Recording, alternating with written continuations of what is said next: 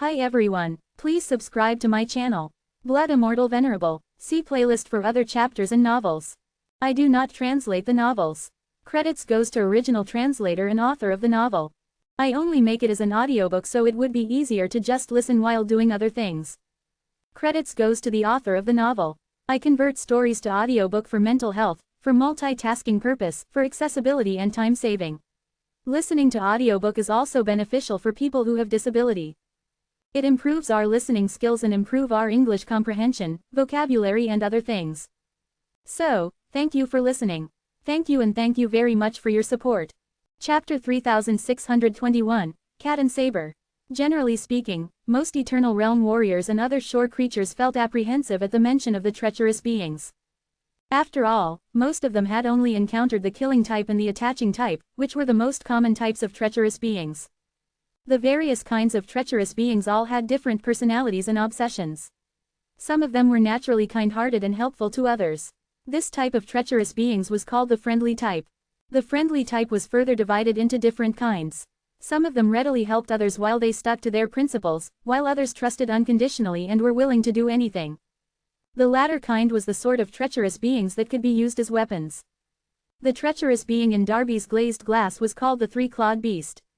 It was a hostility-level treacherous being with powerful attacks. After Darby got the three-clawed beast from his master, he was only allowed to practice with it a few times before he had to seal it in the glazed glass. Furthermore, his master warned that he should never use it unless absolutely necessary. However, the light of annihilation was not enough to defeat these treacherous beings of the attaching type. Left with no other choice, Darby finally was forced to use the three-clawed beast to deal with the three members of the Bone Blade race. The moment Darby finished his explanation, an ear-piercing scratching sound suddenly came from behind them. Crack! A giant cat, made up of countless eyeballs, appeared on the pure sky platform. It seemed that something had hit it. Due to the strong impact, it almost slid off the pure sky platform and fell into the space outside it. Fortunately, a few hundred feet away from the pure sky platform was still a safe distance. However, the space further than that devoured energies and everything else into nothingness. The giant cat nailed itself to the ground with its claws, which created long and deep scratches on its way. It tried its best to slow down its descent. Go to perdition. On the other side stood the Grand Master of Heaven, whose tall figure closed in with a flash.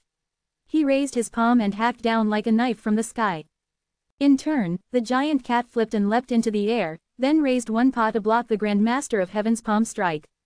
Just as it managed to resist the incoming palm attack, a translucent white giant saber suddenly emerged from the Grand Master of Heaven's body. The giant saber, which was also a weapon formed by a treacherous being, ruthlessly chopped down towards the giant cat. Puff! Then, the saber cut the giant cat in half. After that one strike, it swung to the side and forcefully sliced the lower half of the cat's body. The ice spirit had transformed into the giant cat, and the cat-shaped treacherous being was hiding inside his body. Although the Grand Master of Heaven had cut off the ice spirit's body with his saber, it was not enough to cut off the treacherous being inside him. Still, it managed to expose the treacherous being to the air. Ewing! Now! The Grand Master of Heaven shouted. Ewing had been waiting for his command.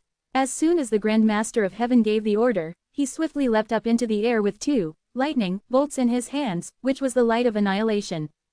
Swoosh! Swoosh! Without second thoughts, he immediately threw the lightning bolts down. At the same time, the Grand Master of Heaven's other hand became as red as a hot iron. As the two lightning bolts flew towards the treacherous being, he also slapped it with his palm. This cat-shaped treacherous being was a resentment-level treacherous being. All treacherous beings feared the light of annihilation. When hostility-level treacherous beings came into contact with it, they would immediately die. On the contrary, the resentment-level treacherous beings were more powerful. The light of annihilation only weakened them, so those who wanted to kill them had to use strong thurgies. When the lightning bolts were about to hit the treacherous being, a blue figure suddenly flew over from the distance. It turned out to be the Holy Wings armor. The Holy Wings armor flew at a remarkably fast speed and blocked all the lightning bolts in front of the cat-shaped treacherous being. Boom! Boom! The light of annihilation struck the Holy Wings armor's chest but did not cause any damage at all. The Grand Master of Heaven's red palm also simultaneously slapped down, but the Holy Wings armor turned around and slapped its palm against his as well. It appeared that the Holy Wings armor had the upper hand as it forcefully catapulted the Grand Master of Heaven into the sky. The Grand Master of Heaven flipped in the air and swooped down again with a cold stare. Then, he used the giant white saber that was about 7 times bigger than his body, which the treacherous being inside him had formed. Suddenly, he ruthlessly chopped down. Not only did his attack pack his immense power, but also the theurgy of the resentment-level treacherous being in his body. Buzz. In turn, the Holy Wings armor's eyes lit up, then it unleashed a massive amount of light of annihilation. The saber formed by the treacherous being was virtually invincible, but the light of annihilation quickly softened and molded it to its will. The saber struggled like a tentacle in pain. The Grand Master of Heaven realized how dangerous it became, so he turned around and retreated to the other side. However, he failed to completely withdraw the saber because it contained too much impact, and the Holy Wings armor tightly gripped the saber's tip. After the light of annihilation shone on the resentment-level treacherous being, its body became very fragile. With a tug, the Holy Wings armor tore the now fragile saber apart. Then, its hands released blue rays of light, which created strong currents that flowed onto the broken part of the saber. Clatter. As a result, the damaged part of the saber dissipated. Since it was a part of the treacherous being inside the Grand Master of Heaven, the treacherous being began to roll in agony inside his body due to the sharp pain. Naturally, he also suffered because of the treacherous being's violent struggle. His face flushed a deep purple, and he spat out a mouthful of blood, then hastily retreated backward. "Ha ha, I'm really strong," Gavin laughed from inside the Holy Wings armor. Upon hearing Gavin's voice, the Ice Spirit was stunned for a moment, but he coldly commanded, "Go and chase him." The godly way energy was still in the hands of the Grand Master of Heaven. If he successfully took it away, it would be troublesome. Meanwhile, the Ice Spirit had thought that the person inside the Holy Wings armor was Slade, but it was Gavin instead. For him, Gavin was truly special among the members of the Element Spirit race. His talent and ability were on par with Claire's, but he was just too complacent. Therefore, the Ice Spirit had imprisoned him in the Holy Wings armor to become a part of Slade. Yet, he did not expect that after he sent Slade out, Gavin had taken control of the Holy Wings armor. Then again, they were in a critical moment where it was not the right time to hold Gavin accountable. Thus, the Ice Spirit only suppressed his displeasure. He quickly repaired his body and also chased after the Grand Master of Heaven. "Let's get out of here," the Grand Master of Heaven shouted to Ewing, Phelps, and his other subordinates as he fled. It was not suitable to stay on the treasure bottle platform any longer. The Grand Master of Heaven had just planned to defeat the Ice Spirit once and for all, but he failed. Therefore, he fled without hesitation. Of course, the Ice Spirit knew what he had thought about. He decided to hold on until the Black House and General Johnny had arrived. By that time, he could easily kill the enemies. Although he couldn't kill the Grand Master of Heaven, heavily injuring his physical body was good enough. More importantly, he had to keep the godly way energy on the treasure bottle platform. Clatter. As soon as the Grand Master of Heaven and his subordinates fled to the edge of the platform, an enormous wall of flames suddenly appeared in front of them and blocked their way. Chapter 3622, Illusory Star. A body that was almost perfect from head to toe slowly emerged from inside the wall of flames. It was no other than Claire. At the same time as her appearance, a white dragon rolled and swam in the wall of flames at an incredible speed. Whoosh, whoosh, whoosh, whoosh. The white dragon swiftly moved in a few circles, and then it entered Claire's body. This white dragon was also a resentment-level treacherous being, which was known for its incredible speed. Together with her destructive power, she and the white dragon combined increased her strength by more than 2 times. "I don't know how you found that there are 2 paths to the treasure bottle platform, but here." She gestured for them to stop, then said, "No pass." Meanwhile, the Holy Wings armor and the Ice Spirit, who had turned into a giant cat, also charged forward. Although there were only a few people of the Element Spirit civilization present, it didn't mean that they were at a disadvantage. Furthermore, they would surely win if they successfully delayed the battle and waited until the warriors of the Black House and General Johnny came. If that did happen, it would push the 5 members of the Nihility race into a desperate situation.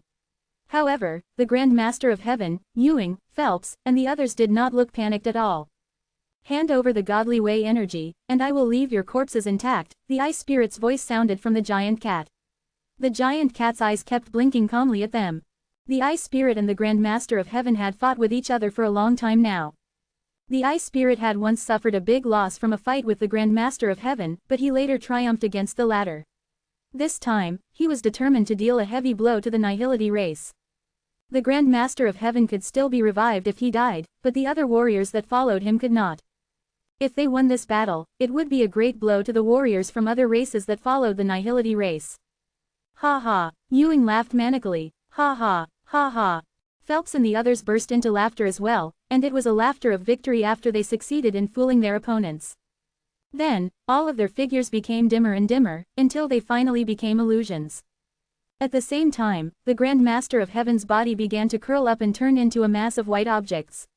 It turned out to be a treacherous being in the shape of a starfish, with dreamy-colored tentacles.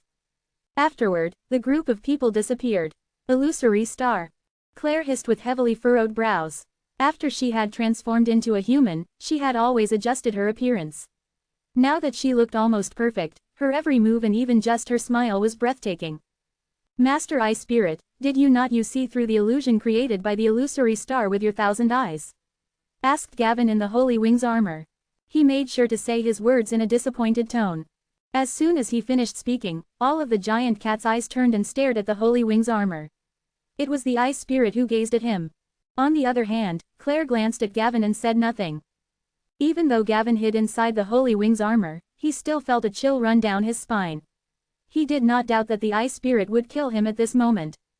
After a while, the Eye Spirit began to speak. You have good control of the Holy Wings armor. From now on, you will have power over this armor, he said in a cold voice. Yes, Master Eye Spirit. Gavin answered excitedly. In the Myriad Pagoda Mountains. Under the primeval Lord of Heaven's guidance, Zen returned to the northwest and found the first Copper Pagoda Mountain. Previously, Campbell had controlled Zen to push down the Pagoda Mountain. As a result, the soil on the Pagoda Mountain's surface fell off and revealed the round, red copper disc inside. Then, Zen went to the back of the Copper Pagoda Mountain and punched the round red copper disc. Boom, crack, crack, crack, crack, the first Pagoda Mountain began to tilt. After that, he punched several times more in a row. When the Pagoda Mountain collapsed entirely, he then moved towards the second Pagoda Mountain. He had pushed down the second and third Pagoda Mountains before. However, the fourth Pagoda Mountain began to change. When Campbell saw the route Zen had chosen, he felt a little surprised at first. Later on, Zen explained the reason to him, and he didn't say anything. As a world builder, he naturally knew about the various changes in the Myriad Pagoda Mountains. Since Zen knew the path he wanted to open up, he would let Zen do it on his own. According to the primeval Lord of Heaven's instructions, Zen toppled down the last Pagoda Mountain after a short while. With a series of mechanical sounds, the underground started to rumble, and the vibration spread to the distance. It really opened, the snake goddess exclaimed joyfully. Where is the entrance? Asked Fuxi. In the north, there is a small wasteland behind the Myriad Pagoda Mountains, and there is a cave dwelling under the wasteland, Zen said as he pointed ahead. But of course, he had never been to that cave dwelling before. It was the primeval Lord of Heaven who provided the information about its exact location. Then let's go, Fuxi declared. Whoosh, whoosh, whoosh, whoosh. Without much pause, they flew towards the north of the Myriad Pagoda Mountains. Just as Zen had said, there was a barren land on the north of the Myriad Pagoda Mountains. At a glance, the land looked like it was covered in rubble. The scenery never changed even as they traveled 10 miles, 50 miles, or even 100 miles. When they had covered 200 miles, Zen suddenly stopped and quickly moved about 4 miles to the west, then landed on the ground. The snake goddess, Fuxi, and the other Eternal Realm warriors rushed over as well, and they also saw something strange. A faint crack spread from the direction of the Myriad Pagoda Mountains. It was like a grass snake or a gray thread that continuously appeared and disappeared, also fluctuated. However, when it reached Zen's feet, it turned into a circular shape. Is this the place? The snake goddess asked. We'll know after I give it a try, Zen announced. Then, he nodded and raised his fist to hit the ground. Boom, the ground shattered and collapsed. Below the rubble, a large hollow cave appeared. He stood at the bottom of the cave and saw a big cave dwelling at its side. You found it. This was the cave dwelling I've been to before. It's still here as I expected, the primeval Lord of Heaven said a bit excitedly from Zen's inner world. At that moment, Zen looked up and shouted, Everyone, you can come down now. This is the cave dwelling we're looking for. Whoosh, whoosh, whoosh, whoosh. Everyone else followed suit and descended to the bottom of the cave. At the same time, the snake goddess asked, Zen, you have the human civilization artifact. If those human heroes are in the cave dwelling, you should be able to communicate with them and sense their location, right? At the snake goddess's reminder, Zen immediately understood what he should do. Back then, he had sensed the Wing King's position through the civilization artifact of the regal Jade civilization. If those human heroes were in the cave dwelling, the civilization artifact of human civilization should be able to sense them. Primeval Lord of Heaven. Just as he was about to speak, the Primeval Lord of Heaven cut him off. No, they are not there. I've just used the civilization artifact to try to find them, he immediately answered. It was the Primeval Lord of Heaven's energy soul that controlled the civilization artifact, so he knew better what the civilization artifact could do. Furthermore, when he had flown into this area, he had tried to communicate with the human heroes, but no one answered from the cave dwelling. A long time has passed, and some things have definitely changed. Zen muttered. The Primeval Lord of Heaven nodded in agreement. Maybe they have found a way to go to the Jade Pure Realm in the cave dwelling, he said.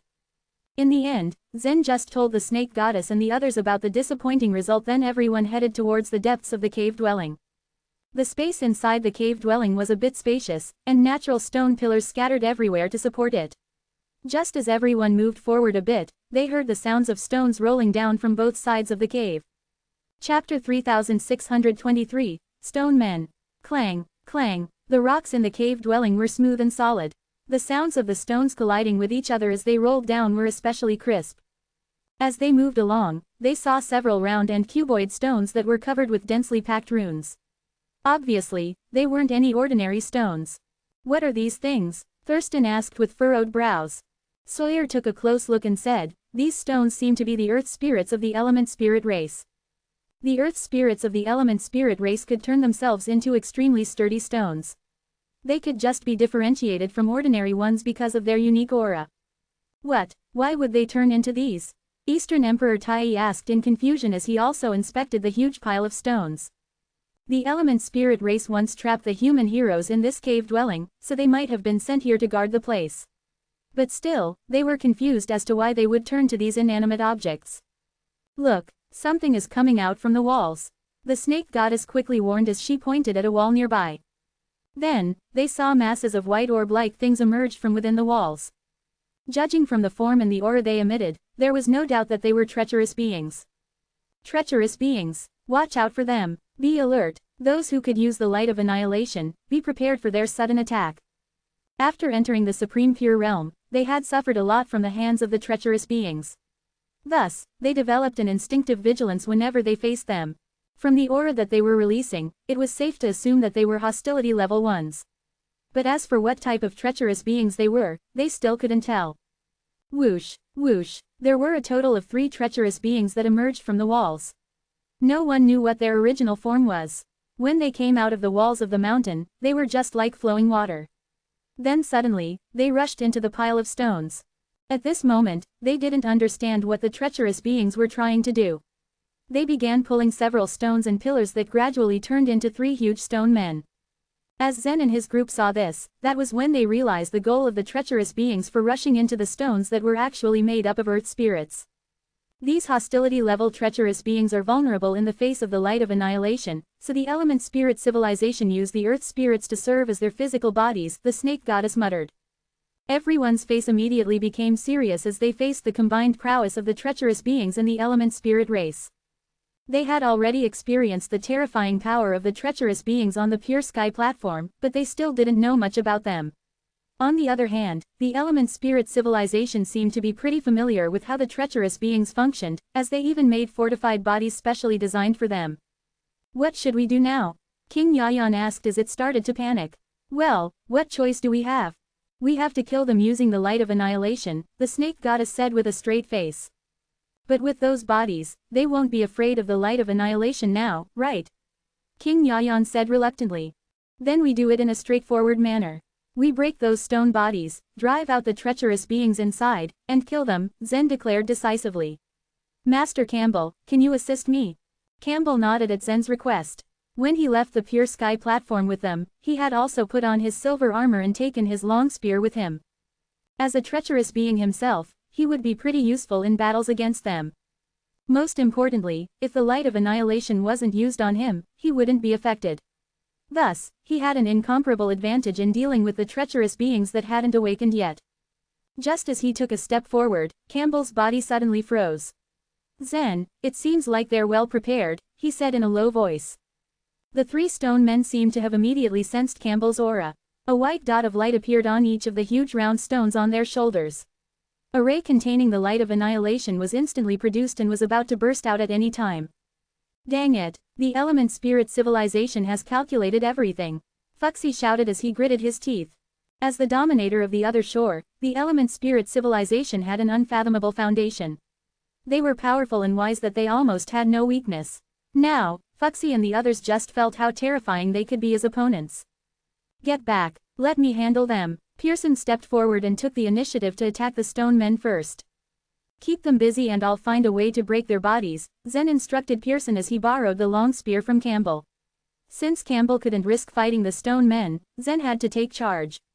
The surface of the long spear had been specially customized so that the light of annihilation could easily spread to the spear's tip. As the light of annihilation burst out from the holy stone in Zen's palm, the 12-foot-long spear emanated a dazzling silver light. Since the treacherous beings had an instinctive fear of the light of annihilation, they instantly felt the threat oozing out from Zen's spear.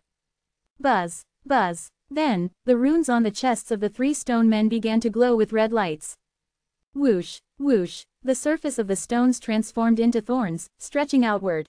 In a flash, the stone men became huge hedgehogs made of stones. Thud, thud, thud. Discerning that Zen imposed the greatest threat, they immediately rushed towards him. Pearson let out a smile as his body began to vanish bit by bit. His entire body transformed into countless threads that sneakily lay in wait for the movements of the stone men. As soon as they rolled towards Zen, they were instantly tripped by countless silk threads, slowing down their movements. As Zen saw this, his body quickly flashed and appeared above the head of one of the stone men. The treacherous being inside the stone man was quick to react. As it saw Zen above its head, it instantly leapt and tried to impale Zen's body into the stone thorns all over its body. Zen instantly noticed what it was trying to do. He grabbed on one of the stone thorns and maneuvered his body to dodge its attack. Zen, watch out, another one's coming from behind. King Yayan yelled. Zen saw that another stone man whose body was covered all over with thorns was rushing over at great speed. Although Pearson's silk threads had slowed down their movement, they were still fast enough to not be underestimated. Whoosh! With Zen's fast thinking, he grabbed the long spear and pressed its bottom part against the body of the stone man he was holding, and placed it horizontally. Just before the stone man rushing behind made contact with him, he leapt high up. The 2 stone men collided harshly and the spear pointing towards the second stone man was forcefully stabbed into its body. Arg! Shrilling screams came from the treacherous being inside the stone man's body. The spear enveloped with the light of annihilation pierced cleanly into the body of the hostility-level treacherous being. With the power of the light of annihilation, it was instantly killed. Whoosh! Zen rushed toward the body of the dead stone man and quickly pulled out the long spear. Before the other stone man that collided with the dead one could get up, he dashed over to its side. Crack! Before it could even react, the long spear impaled into the other stone man's body. With a hissing sound, the second treacherous being was immediately killed. After quickly eliminating 2 of the 3 stone men, Zen looked at the other side of the cave dwelling. The third one was blocked and was being taken care of by Sawyer, Thurston, and Eastern Emperor Tai. At the same time, the Snake Goddess and Fuxi were waiting patiently to launch their attack. Then, suddenly, Eastern Emperor Tai finally drove his golden sword into the sturdy body of the last stone man, leaving an opening on the surface of its body. Fuxi immediately took action and used the opportunity to attack the treacherous being inside. As he rushed towards the stone man, his palm showed a snow-white light which was actually the light of annihilation. Clap! With the impact of Fuxi's palm enveloped by the light of annihilation, the treacherous being inside was instantly reduced to a pile of ashes. Fuxi waved his hand with a hint of pride in his eyes. Previously, during their first encounter with the treacherous beings, he thought that they were completely invincible. He still clearly remembered the fear they instilled in his heart as they passed the winding road for the first time. But now that he possessed the light of annihilation, he turned his fear into rage and determination and would kill them easily. Chapter 3624, The Broken Passageway. Once all 3 treacherous beings were killed, the stones stopped moving. Though these stones were formed by the earth spirits, they remained as mere piles of dead things. Zen cut the stones carefully and took out the holy stones within. These holy stones were about the size of a grain of sand.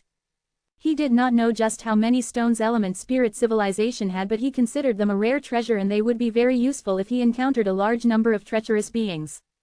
After he put the stones away, Zen and the others continued to venture into the depths of the cave. The path was not complicated and all they needed to do was go down.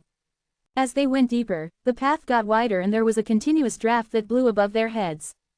It seems there is a hidden pool or river here in the cave, Eastern Emperor Tai told them. Zen nodded at his observation. There is indeed a pool at the end of the cave.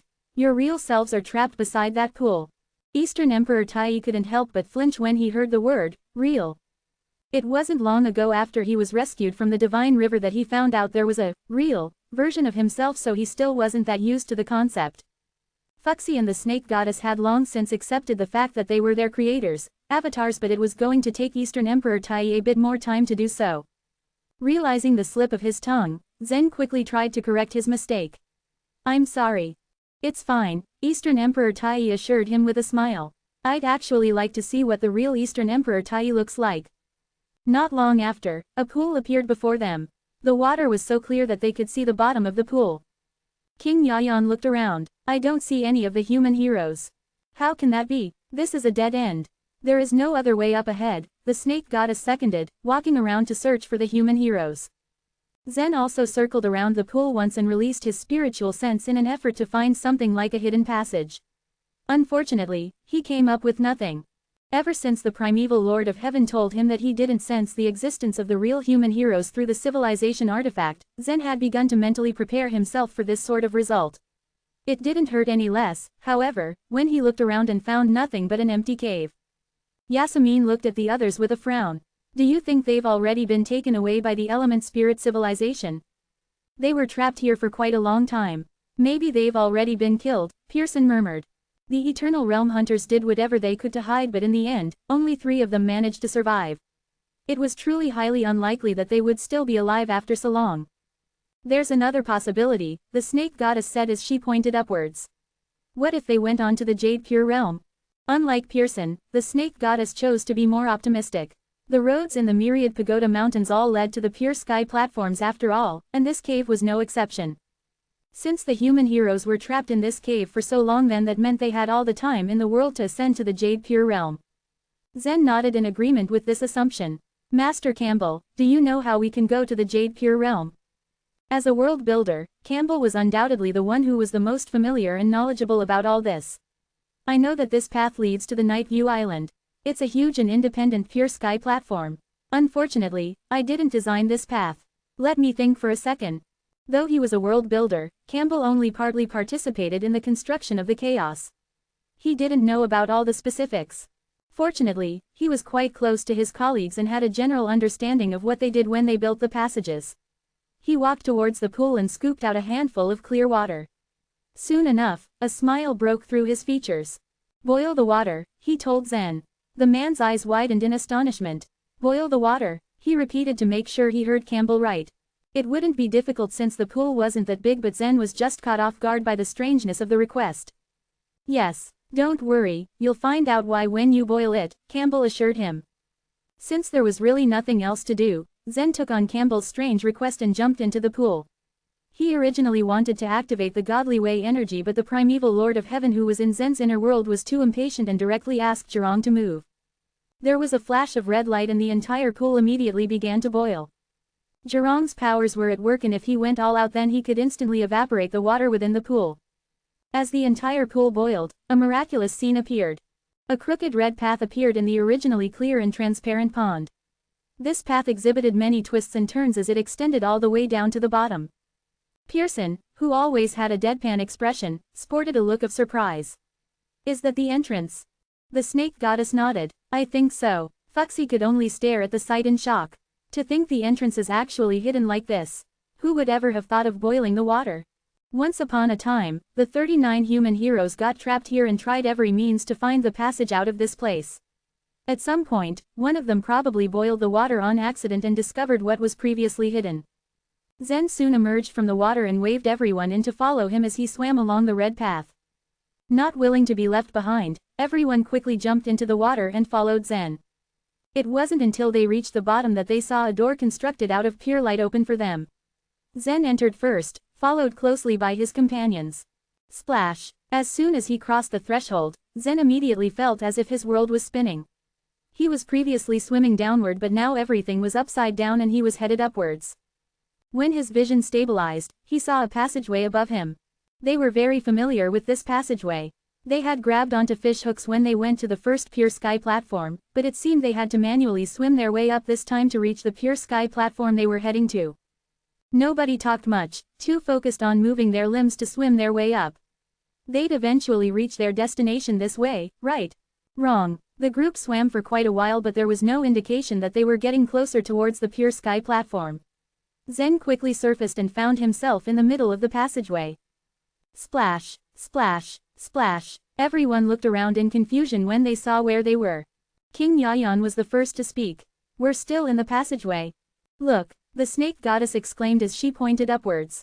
They originally swam upwards in an effort to reach the Pure Sky platform. However, when they looked up, they saw that the passageway was cut in half. They were in the lower half and the other half of the passageway hung above their heads. This passageway seems to have been intentionally destroyed by someone, Eastern Emperor Tai remarked in observation. Who? King Yayan asked. Just who would do such a thing? Maybe we're right and the real human heroes did arrive at the Pure Sky platform, the snake goddess said as she continued to look up. Why do you think so? Yasemin asked. If those real human heroes found this passageway, then they would safely arrive at Pure Sky platform. However, the element spirit civilization would still be hot at their heels, the snake goddess stated with a smile. If they truly wanted to escape, then they had to make sure they couldn't be followed. Breaking the passageway was the best choice to make sure their pursuers would never be able to go the same way they did. Chapter 3625, The Possibility of Repair. According to Campbell, this place called the Night View Island was an independent Pure Sky platform. There was no way to cross the Pure Sky platforms. Once the passageway was destroyed, the pursuers could no longer chase the human heroes. The snake goddess judged reasonably. Both Zen and the primeval Lord of Heaven in his inner world agreed. Since the passageway is broken, can't we fly there? Suggested Eastern Emperor Tai. The passageway hanging above was reachable, that everyone could easily fly to it. Let's have a try. The snake goddess snapped her fingers and her shadow stretched out from behind her. It then turned into a blood-red bird and flew upward. At more than 100 feet away, the shadow disappeared without a trace. It appeared to be swallowed by a monster in the void. The snake goddess narrowed her eyes, surprised. She shrugged at Zen and said, "It seems that this place also belongs to the Jade Pure Realm." The area beyond the Pure Sky platforms in the Jade Pure Realm devoured all the energies and materials in it. It was dangerous to fly there. Zen looked at Campbell floating on the surface of the water and asked, "Master Campbell, can you find a way through this passageway?" Campbell didn't answer. Instead, he swam to the edge of the water and stretched out his hand to explore outside the passageway. "We can't pass through it," he said. "There's so much void dust in this area." "Void dust?" Zen asked with a puzzled look. Campbell replied, "The Jade Pure Realm is filled with dust that cannot be seen. You can imagine it as invisible dust, and anything that gets close to it will be devoured." The shadow that the snake goddess released was indeed devoured by the void dust. These people were subject to many restrictions since they were all from the chaos. The core of the heavenly obsession civilization was already of great power in itself. Aside from helping Zen understand Sanskrit, it could even restore the white light dots in the abstruse energy world. However, the so-called void dust didn't have a white light dot, so the core of the heavenly obsession civilization was unable to decode it. The others attempted to access the area, following the snake goddess's example. Pearson released a living creature. It was a black bat from the Supreme Pure Realm, which was highly toxic. Pearson wanted to tame it for his use after capturing it, but he had not succeeded. Therefore, he decided to throw it away. Whoosh! After departing from his hand, the black bat darted forward like a weapon. It didn't know where it was, but it was glad that it could finally get rid of Pearson. No one could catch its speed now. However, its excitement lasted only for a short while. Coming to its senses, it felt its body being devoured and quickly disappeared. Energies couldn't make it through the passageway, and neither could living creatures. There is a way to deal with the void dust. Only the spiritual boat can pass through it, so I don't know what exactly to do, said Campbell after the bat had disappeared. Zen and the primeval Lord of Heaven in his inner world were saddened. The hearts of the snake goddess, Fuxi, and all the other heroes sank after the core of the heavenly obsession civilization translated Campbell's words. So this pure sky platform is a dead end? Zen asked hopelessly. In a sense, yes. Campbell nodded and thought for a while. Unless we find a way to repair the passageway. Repair the passageway? Zen's eyes lit up. Seeing the excited expression on his face, Campbell smiled as he shook his head. Forget it. There was a way back then, but over 1,000 chaotic eras have passed. I'm afraid the material needed doesn't exist anymore. What material? Zen asked. He knew that the material needed to repair the passageway was by no means ordinary, but he was unwilling to give up. The energy souls of the primeval Lord of Heaven and the other people in his inner world were also waiting. As long as there was the slightest chance, they refused to quit.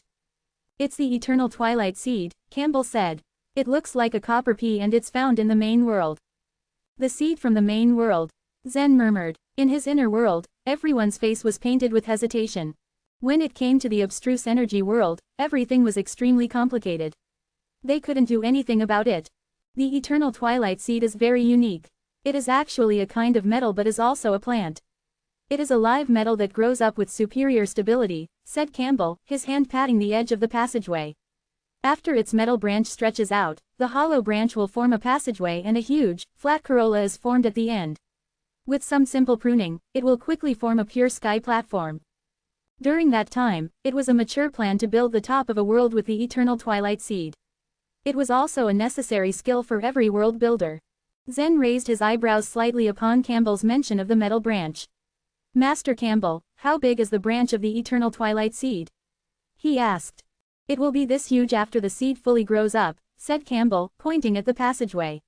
The passageway and even the pure sky platform sprung from the eternal twilight seed.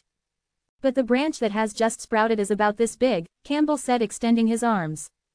Is it metal colored all over, with flower on it? Zen's eyes glistened. The conversation between him and Campbell relied on the group of people singing in his inner world.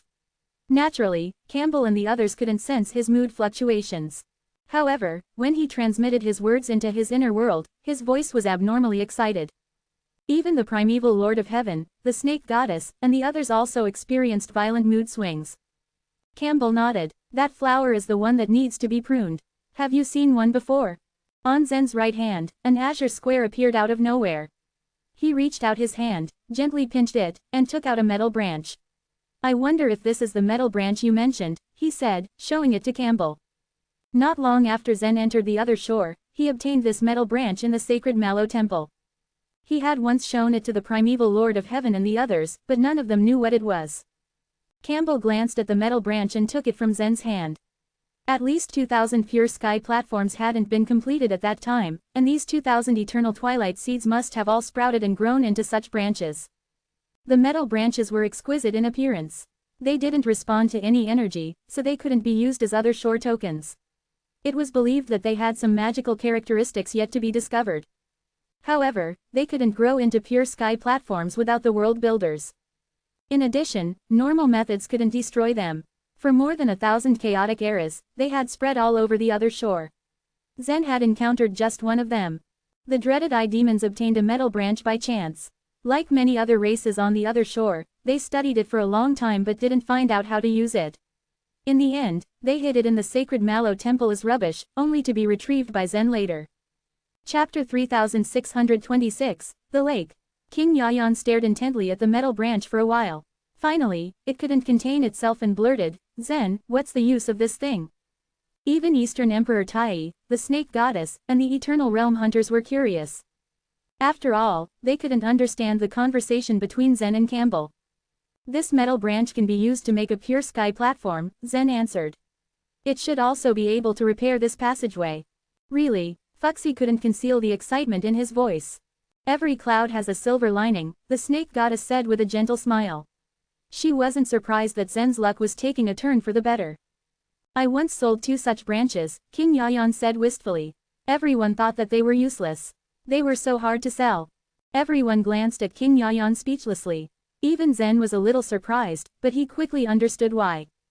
The metal branches had an extraordinary appearance. According to Campbell, 2,000 eternal twilight seeds grew into metal branches at that time, but they were not able to form pure sky platforms. These metal branches were difficult to destroy, so it wasn't unusual for them to show up on the other shore. If a creature obtained one, it was inevitable that they wouldn't be able to unravel the mysteries within, so their best bet was to just sell the metal branch. It was not strange that King Yayan came across one or two of these in the past. What was important now was there was hope to repair the pure sky platform, but first, they needed to leave the passageway. Campbell took everyone back through the passageway. When they reached the bottom, they reached a dead end. The entrance was nowhere to be found. "Boil the water," Campbell ordered. From Zen's inner world, Zhirong was about to make a move, but then Pearson suddenly said, "Let me do it." As he spread out his hands, blood-red flames blossomed around his body. Like magic, the entrance that had vanished now reappeared. Everyone shuffled through the entrance and stepped into the cave. The pool in the cave was connected to the passageway, so the water in the pool was also boiling. "Zen, take your companions out of the pool," Campbell barked. Zen nodded and took everyone to leave the pool. Once the last person had stepped out of the pool, Campbell stood on the surface of the water, his expression becoming extremely serious. He used to be an expert in building worlds, but he hadn't done this for many years. Splash! He put one hand in the pool and began to stir the water gently. Although his movements were gentle, the pool began to quake violently. Splash! Splash! Soon, a huge whirlpool was formed inside the pool, and it spun towards the entrance at the bottom of the pool. At the same time, Campbell raised the metal branch high above his head. He reached out to grab the air beside the metal branch. He didn't touch it, but it suddenly began to shake. Then, the look on his face grew more serious. He gently picked the metal branch, and then a white dot of light appeared on its bottom. This light dot? Zen raised his eyebrows curiously. Logically speaking, there shouldn't be any white light dots in the chaos. The only exception in the chaos should be the cold prisons, due to the extremely low temperature. But now, the metal branch broke this rule, which naturally surprised Zen. As Campbell continued to pick, light dots appeared one after another. After these light dots fell into the whirlpool in the center of the pool, they were pulled into the entrance at the bottom of the whirlpool. From there, they drilled into the passageway to the Jade Pure Realm. The others didn't understand what these dots of light entailed, but Zen did. The core of the Heavenly Obsession civilization continuously deciphered these light dots and transmitted a picture to Zen's eyes. Then he saw that one end of the metal branch had grown rapidly and spread into the water, until finally it drilled into the bottom of the pool. Splash! Splash! As the water in the pool whirled faster and faster, more and more parts of the branch extended into the pool. In the others' eyes, they could only see more and more white light dots emerging. However, the passageway in the Jade Pure Realm underwent big changes. After the white light dots drilled into the Jade Pure Realm, they quickly formed a huge metal branch, which was still growing steadily. The metal branch quickly drilled through the broken parts of the passageway and grew all the way to the pure sky platform. Then the metal branch became thicker and thicker, gradually filling the entire passageway. Crack, crack. As the metal branch expanded, cracks appeared on the surface of the old passageway and chunks of it fell off, until all that was left of the broken passageway was a pile of debris. When the broken passageway collapsed, a shiny new metal branch appeared. There was no white light spot released from the metal branch in Campbell's hand, but the bud at the top of the metal branch was shining with a bright red light, as if it was about to bloom at any moment now. Once the bud bloomed, it would form a huge pure sky platform. However, if the pure sky platform was formed here, the people present would be crushed to death. Campbell carefully sealed the bud up. The bright red light disappeared and was replaced with a dull gray color. "Zen, can you give me the rest of the metal branch?" Campbell asked. Zen smiled faintly. "It belongs to you. I'm just returning it to its rightful owner. You don't need to ask for my permission." Campbell nodded and smiled back. After putting away the metal branch, he said, "The repair has been completed. You can go in now." Everyone once again jumped into the water and swam into the passageway along the brand new, glowing red path in the pool. The size and width of the passageway were exactly the same as before, but the inner wall looked very new. After all, it had just been completed. Creak. Why is this new passageway also full of water? King Yayan asked as it swam upward. The snake goddess speculated, maybe the end of this passageway is connected to a water source. When the new passageway was formed, the water naturally flowed down quickly to fill the entire passageway. King Yayan was somewhat skeptical. When it swam to the end of the passageway with the crowd, it was surprised to find that they ended up in another pool of water. When they finally reached the surface of the water, they all came out with a splash. As they took in their surroundings, their eyes widened in surprise. It was just as the snake goddess said, they were in the center of a lake. The Night View Island was a very huge pure sky platform. Although it was not as big as the main one, it was over 1,000 times larger than the one Zen and the others had been to before. The lake in the center of the island occupied more than half of its area. The lake was surrounded by grayish mountains. In the night, these mountains were like demons and monsters lying on the ground, emitting a quiet and unsettling aura. Although this place was not the main pure sky platform, it was still within the Jade Pure realm. According to the information they had obtained so far, the treacherous beings should come from the Jade Pure realm. So it wouldn't have been surprising if they encountered powerful treacherous beings here in the Night View Island. After they left the surface of the water, they flew closely to the mirror-like lake. Everyone, including Campbell, tried to move as quietly as possible, so as to not draw any attention to themselves.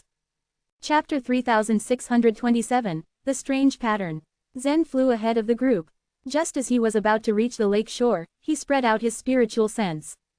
The spiritual sense was a handy method of surveying one's surroundings. It made studying things at a distance easier, and even the things hidden underground could be detected by it. However, just as Zen's spiritual sense swept over the terrain beside the lake, a strange image suddenly appeared in his mind. It was a circle with 10 animal teeth hanging around it. Crack! The circle spun violently, and the animal teeth began to flash ominously. Then, Zen suddenly felt a stabbing pain in his mind, which made him almost cry out. The snake goddess, Fuxi, Eastern Emperor Tai, and 3 eternal realm hunters also released their spiritual senses, as Zen did. They also saw the circular pattern. In unison, they all started crying out in pain. Ouch! What is that? It hurts. My spiritual sense is affected. When Zen came to his senses, he glanced back at the snake goddess, Fuxi, and the rest in dismay. Do you see anything with your spiritual sense? The snake goddess asked. A ring with 10 teeth embedded in it, Pearson replied concisely. I saw it, too. Squeak, squeak, King Yayan exclaimed with a pained expression. Fuxi studied the bank of the lake in the distance, his forehead creasing in fear. Under normal circumstances, one should be able to send out their spiritual sense unimpeded. However, some special things could block the spiritual sense. There were even more powerful things in creatures that could devour the spiritual sense, causing it to disappear without a trace. This time, their spiritual senses didn't bounce back or disappear after moving around the area. However, what their spiritual senses revealed was the ring inlaid with teeth. This was very strange, as though someone had deliberately shown them this. Everyone discussed in low voices, but they couldn't seem to come to a conclusion. Zen asked Campbell about it, but even Campbell was confused. The Night View Island is a relatively large pure sky platform, and we haven't arranged anything on it, he said. I've never heard of the ability of affecting the spiritual sense that you just mentioned. As the builder of the world, Campbell was very familiar with the chaos and even the worlds outside it, but even his knowledge was limited here. I'll go ashore first, and you follow me, suggested Zen. The people present had witnessed Zen's almost endless life energy, so they all nodded in agreement. Zen flew to the lake shore quickly. He was about to land on a large boulder. Boom! The second Zen's foot stepped on the rock, a sickeningly loud explosion went off in his ears. His forehead seemed to have been hit hard by a heavy wooden stick. The moment his mind went blank, the ring inlaid with teeth appeared again.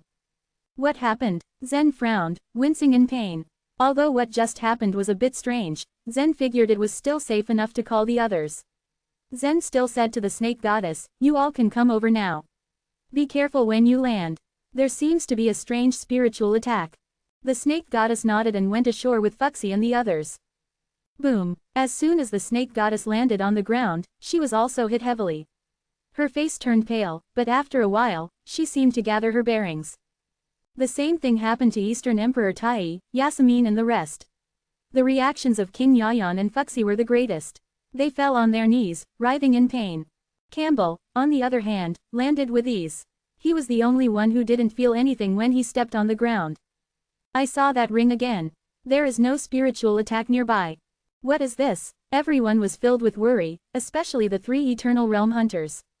They had lived in a dangerous environment for so long, and they were trained to stay vigilant at all times. If they were not careful enough, they were in danger stumbling on death's door. Usually, when they encountered this phenomenon which was hard to explain, they figured the best they could do was to keep highly vigilant and be suspicious of everything. Primeval Lord of Heaven, try to communicate with the civilization artifact again, Zen said to the Primeval Lord of Heaven in his inner world. The Primeval Lord of Heaven had already been prepared. With Zen's order, he appeared on the top of the book. As the pages were turned, the civilization artifact tried to contact the real human heroes. The energy souls of the real human heroes, including the snake goddess, Fuxi, Emperor Charm, Zhurong and the others, also gathered around the book. They all wanted to know the result as soon as possible. Splash, splash, the pages stopped moving, and it began to glow with a green light. The energy souls of human heroes immediately connected to the book, trying to accept the information that was transmitted from the book. Boom, the reaction of these energy souls was exactly the same as that of Zen and the others when they landed on the shore. They had also been attacked and seen the ring with 10 teeth. Although the energy souls still had their powerful thirgies, they were very weak in terms of soul. A stronger soul attack was enough to seriously injure them. However, the ring's attack did not cause any damage. It only made the people who saw it wince in pain. Although these energy souls covered their heads and cried for help, thankfully, they were not injured at all. Even the civilization artifact can be affected. Zen was speechless. The Night View Island might be enveloped by some kind of magical power. You can only explore it with your physical bodies, the primeval Lord of Heaven suggested. Zen nodded. They had come a long way to get here, and it was futile for them to even consider giving up. Although the Night View Island was by no means small, they hoped to be able to gather some clues around the ominous-looking mountains. Surrounding the lake shore was a grayish-white forest. When he was flying past the lake earlier, he saw that everything on the Night View Island was gray-white, and now even the forest was in the same color. Out of curiosity, he went forward and picked a leaf. As soon as he took the leaf from a tree, a layer of gray-white ashes fell to the ground, revealing a large emerald leaf. It turned out that these trees were not gray-white, but their surfaces were covered in a layer of ashes. Is there any volcano on the Night View Island? The snake goddess's eyes narrowed. If there were any volcanoes on this island that erupted, it would explain why the entire place was covered in ashes. Fuxi shrugged as he reached out to pick a leaf. Cautiously, he sniffed at the dust on the leaf, and said, "This is not volcanic ash.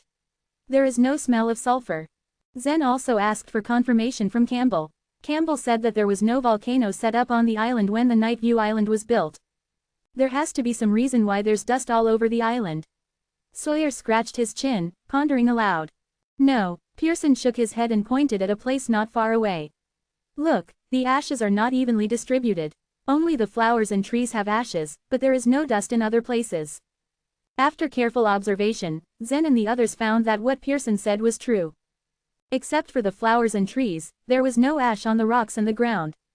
This is very strange, the snake goddess said with a deep frown. Either the ashes belong to the plants, or they have been sprinkled on them by someone. Just as everyone was confused, Zen saw something from the corner of his eye. Turning to see what it was, he was surprised to see that a white claw stretched out from one of the trees with a handful of ashes, carefully sprinkling them on the leaves. The emerald leaves Zen just dusted were now covered in gray-white ashes once more. Chapter 3628, The Ghost Powder. The white claw continued to scatter ashes. Soon, the emerald green leaves were covered with a layer of ashes again. Zen and the others stood still and carefully observed the movements of the claw. Even from afar, they were sure that it was a treacherous being. However, they noticed that the disgusting aura emanating from the creature was not as strong as those of the previous ones that they had faced. Although thick leaves were blocking their view, they could still make out its appearance. It was like a sluggish sloth that actually looked adorable. After the sloth-like treacherous being spread a layer of ashes on the plants, it jumped down from the branch and slowly approached Zen's group. What does it want to do now? Fuxi asked as he stared at it warily. Seeing that the treacherous being started walking towards them, Sawyer and Thurston instinctively took out the sand-sized holy stones. Just before they activated the stones, Pearson stopped them and looked at them while shaking his head. The sloth was just a hostility-level treacherous being and didn't impose any threat. Thus, Peterson deemed that it wasn't necessary to activate the light of annihilation just to frighten it. Zen actually had the same thought in mind. He just stood still and watched the creature as it walked towards him. The creature suddenly stopped in front of Zen. Then, it started pointing at the sky, showing a frightened expression. What is it trying to say? Zen's brows furrowed as he didn't understand what it meant. It's pointing to the sky with a frightened expression. Is there something in the sky that makes it scared? Or does it want some kind of help? King Yayan tried to make a guess. The snake goddess looked around before looking up in the sky. It might be saying that there is a threat in the sky, but I don't think it wants any help. As a native of the place, the creature was much more familiar with the environment than them. Moreover, the fact that it was an immortal and had low intelligence meant that there should only be few things that could scare it. If that's not the case, then does it want to help us instead? But I don't think that's more plausible, Yasmin said coldly as her eyes were glued to the treacherous being. Well, there are different kinds of treacherous beings. Some like to possess other creatures, while others like killing. We can't rule out the possibility that there are types that are kind to others. For example, Campbell stands on our side after he fully awakened, the snake goddess explained with a smile. I don't know about that, these monsters are just. Zen hushed Yasmin before she could utter another word. He knew what everyone thought about the treacherous beings, but he also thought that the snake goddess was right. There were so few things that they knew about them, so they couldn't just conclude anything. After the sloth-like creature repeatedly pointed at the sky, it reached into a pouch in its abdomen. It was filled with the grayish-white ashes that it had been scattering. It grabbed a handful of the ashes and attempted to sprinkle them on Zen's feet. As a conditioned reflex, Zen immediately stepped back to avoid the ashes. The creature sensed Zen's vigilance upon its action, so it started pointing towards the sky again. Its eyes revealed a trace of sincerity as if pleading him not to avoid the ashes. Afterward, it walked towards Zen again with some ashes in its hand. At this moment, a feathered arrow suddenly shot out from a distance. Whoosh! The arrow gushed at an incredible speed, and it firmly nailed the ground just in front of the creature. At the sight of the arrow that instantly landed in front of it, the sloth-like creature was startled. It made a few somersaults and hurriedly climbed a tree. Whoosh! Whoosh! 2 arrows fired in rapid succession and shot towards the tree where the creature hid. Even with the thick forest blocking the shooter's view, the arrows that were shot landed accurately. They struck the trunk of the tree, and the creature was directly behind it. Swish! Swish! The sloth-like creature quickly got down from the tree and rushed deeper into the forest to hide. Although they realized that the arrows were not aimed at them, Zen and the others didn't let their guards down. With this, the 3 Eternal Realm hunters dispersed and looked around. Deeming that it would be much faster to call out the one responsible for it, Foxy yelled coldly, "Who shot those arrows? Show yourself right now."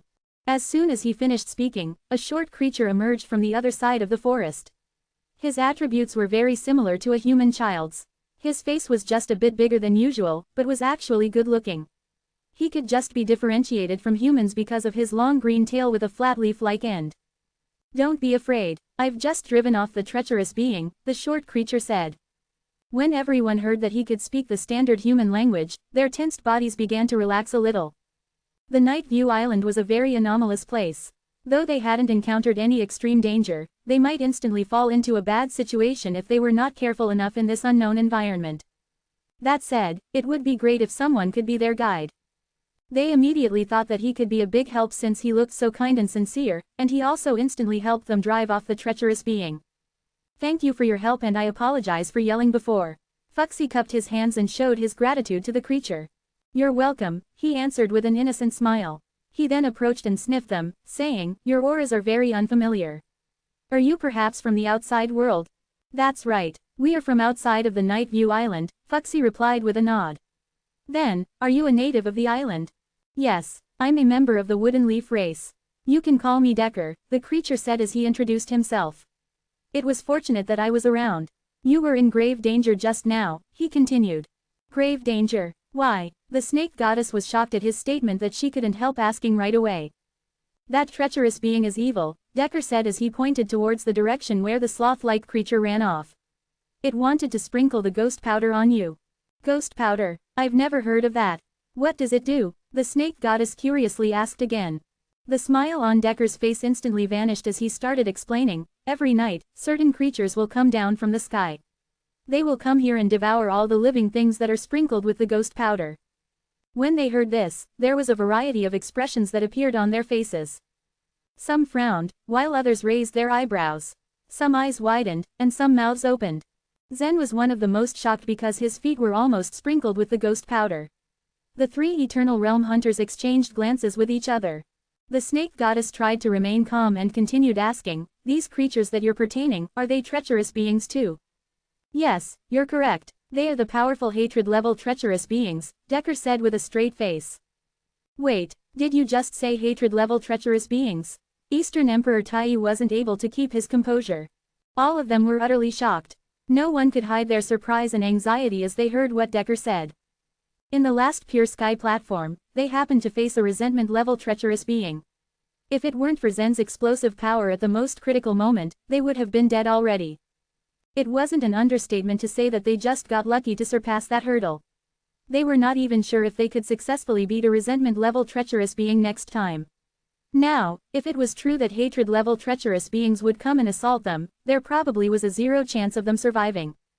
Instinctively, King Yayan, Yasemin, and the others took a few steps back. They were relatively close to the part of the forest where the sloth-like creature sprinkled the ghost powder. Knowing that it could attract the hatred-level treacherous beings, they had to make sure that they had absolutely no contact with it. You said that the hatred-level treacherous beings only attack the living things that are sprinkled with the ghost powder. So, as long as we don't come into contact with it, we should be fine then, right? Zen asked after thinking about it for a while. Then, with an innocent smile on his face, Decker answered, no. You will still be in danger. Chapter 3629, Collecting. You are outsiders. Of course, you don't know the cruelty of the Night View Island. Generally, outsiders are killed on the first night. Decker's face turned pale. The Night View Island is full of treacherous beings.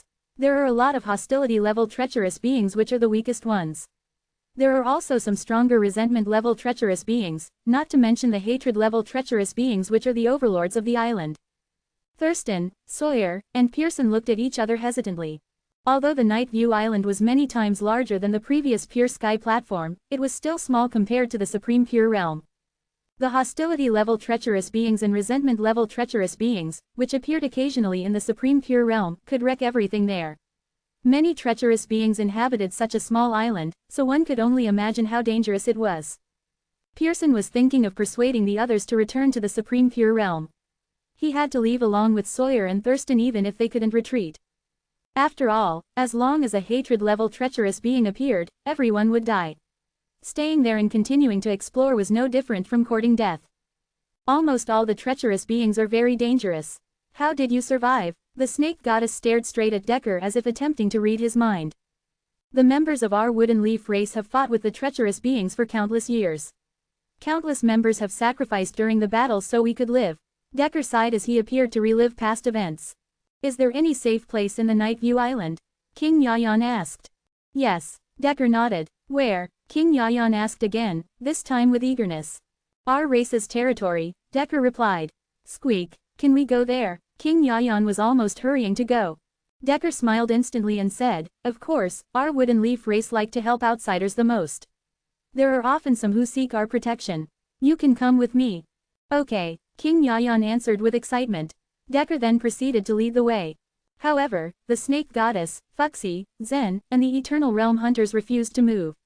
They were doubtful deep inside. There were some races on the other shore who were kind and willing to help others.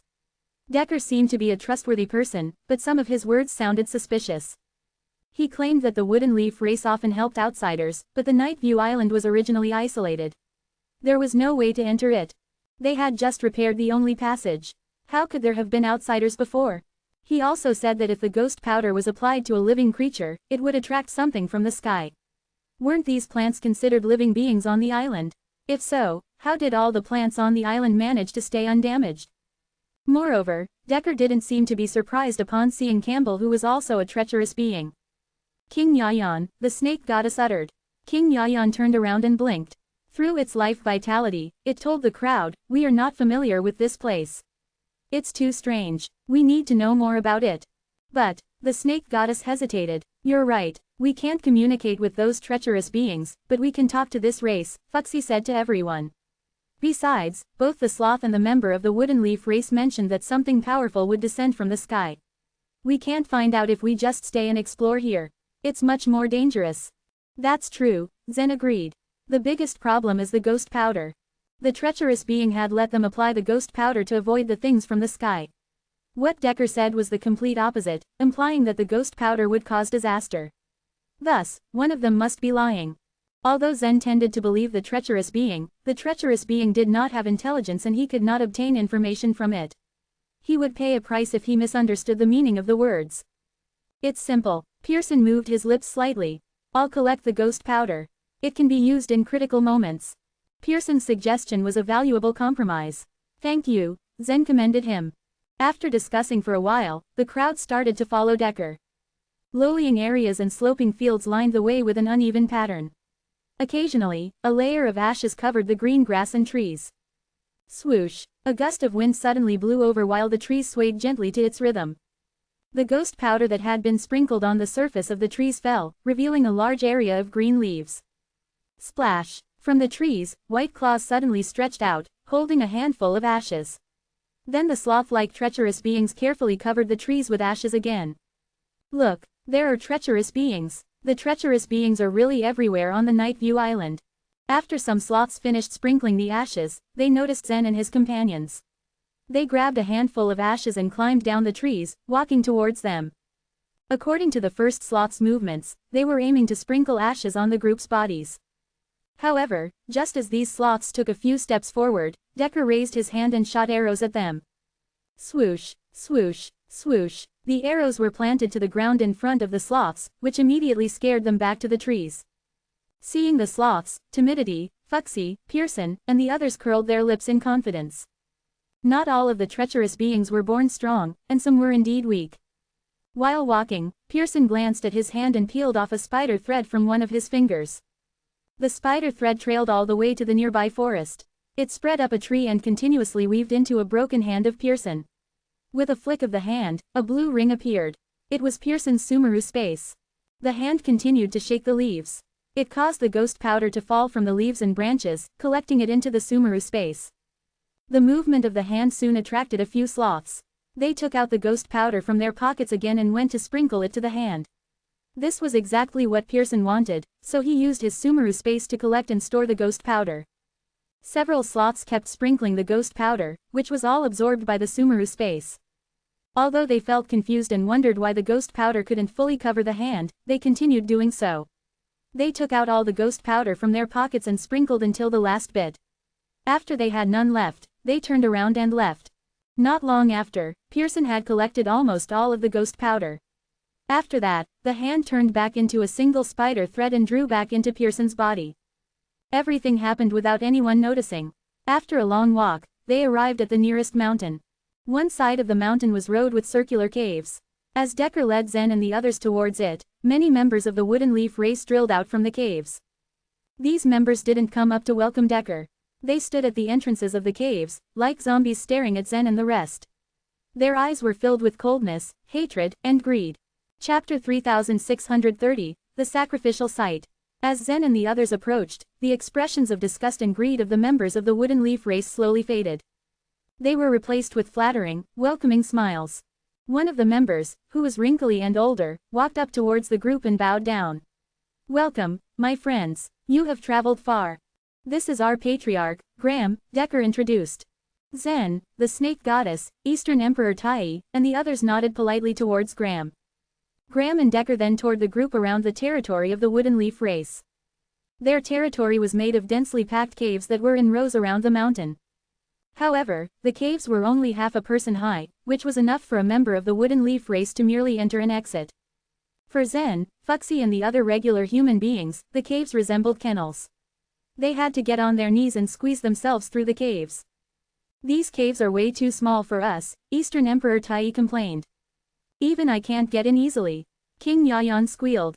Graham smiled and said, "These caves are for the short people like us to live in.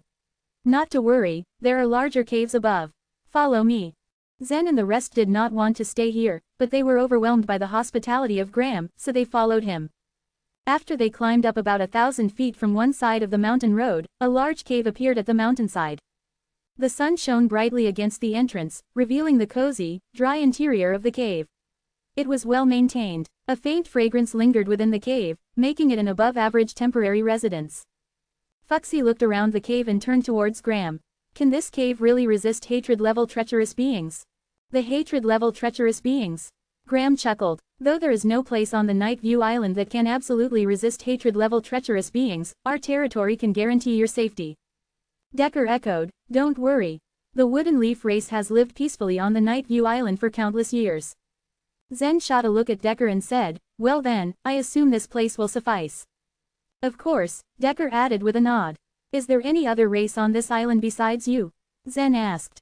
They wanted to have a clear understanding of the Night View Island through the members of the Wooden Leaf race. This was the main reason they followed Graham and Decker all the way. Yes, many races reside here. There are. One by one, Decker mentioned the races without skipping a beat. Are there humans among these races? Zen asked. Humans. Decker shrugged his shoulders. You mean, those like you? Yes. Zen nodded. Decker shook his head in response. You must be from the Supreme Pure Realm. I for one, have never seen humans before.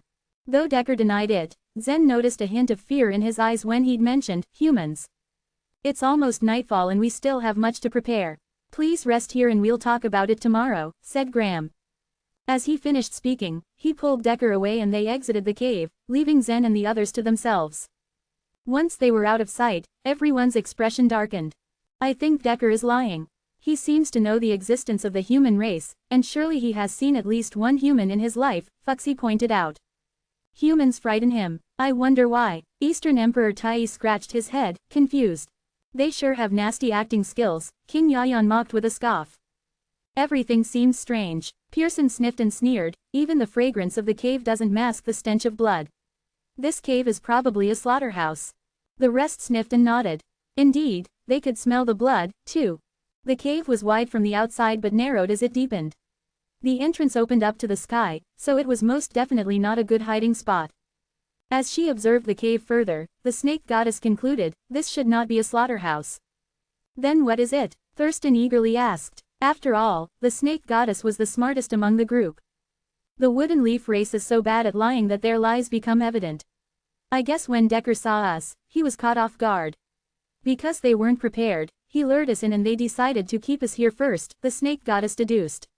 This cave might not be a slaughterhouse, but it's most likely a holding unit for their prey. Might as well be a slaughterhouse, Pearson snorted. All of a sudden, the snake goddess pointed towards the entrance. Don't forget that both the sloth and Decker mentioned that monsters would descend from the sky. Now, think about this cave again. Zen pondered on it for a while. You mean to say that the Wooden Leaf race keeps their prey in this cave to somewhat offer them as sacrifices to the monsters from the sky? I believe so. The snake goddess nodded. But why? Sawyer asked. The snake goddess smiled. It's simple. They want protection. The Wooden Leaf race didn't seem too powerful. They were at the bottom of the food chain in the Night View Island, so they had to be creative in coming up with ways of survival. If they want protection, they should have lured in weaker beings. Keeping us hostage would do them more damage, Zen said smugly. Zen and his group were not to be underestimated. If what they discovered was true, they would not hold back in taking revenge. The snake goddess thought for a while and added, perhaps if they offer stronger prey, they will be rewarded. Maybe that's why they took the risk. Eastern Emperor Tai nodded in agreement. That seems reasonable. What should we do next? If this place is a trap, we need to leave as soon as possible, Yasmin pointed out. However, the snake goddess shook her head. Though I may be right, the wildness might be more dangerous than here. I think we should stay put and figure out how to survive within the confines of this cave. Meanwhile, in a circular cave tucked away in the far right of their territory, Graham grunted in anger, why did you bring these people here? We have more than enough sacrifices. And besides, have you forgotten the miserable endings of the Thunder race and the Whitebone race? Are you trying to get us all killed? As the leader of the Wooden Leaf race, Graham was well aware of that man's strength and capabilities. These humans have nothing to do with that man. They are not strong enough and know nothing.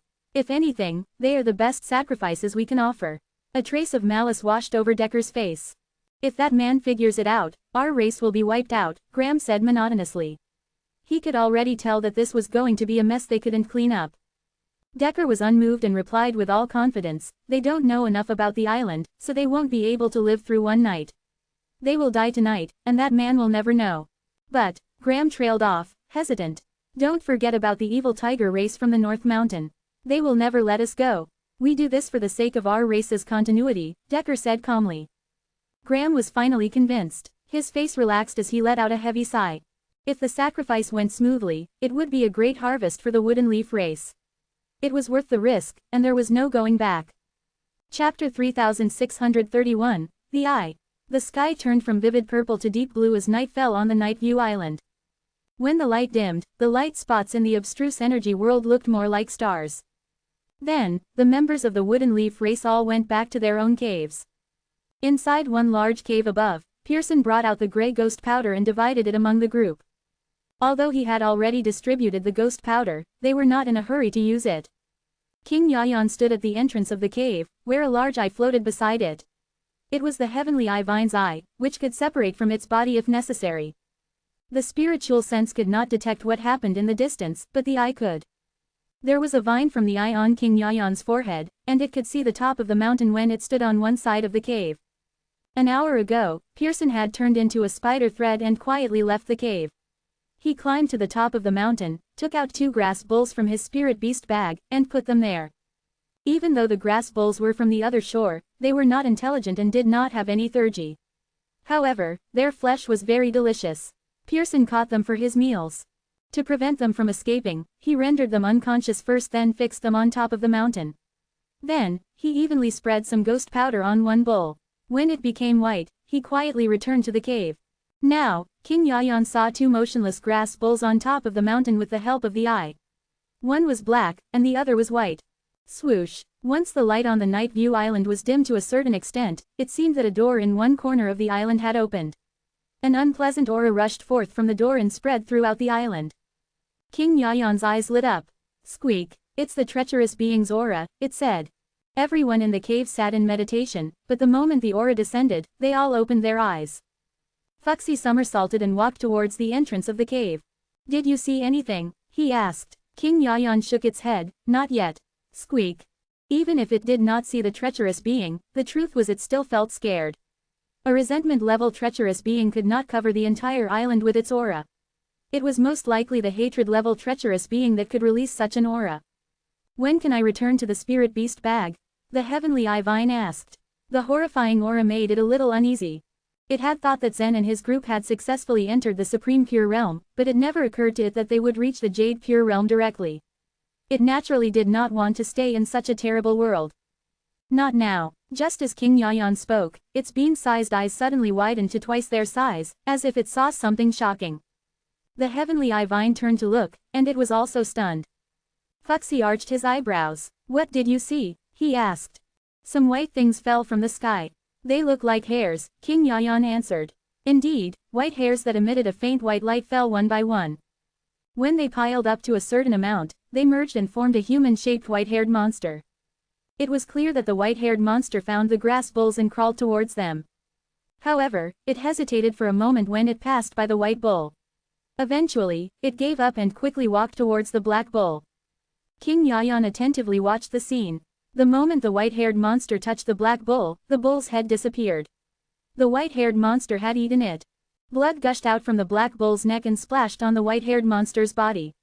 But as soon as the blood touched the white-haired monster, it disappeared without a trace at all. Naturally, the monster also drank it.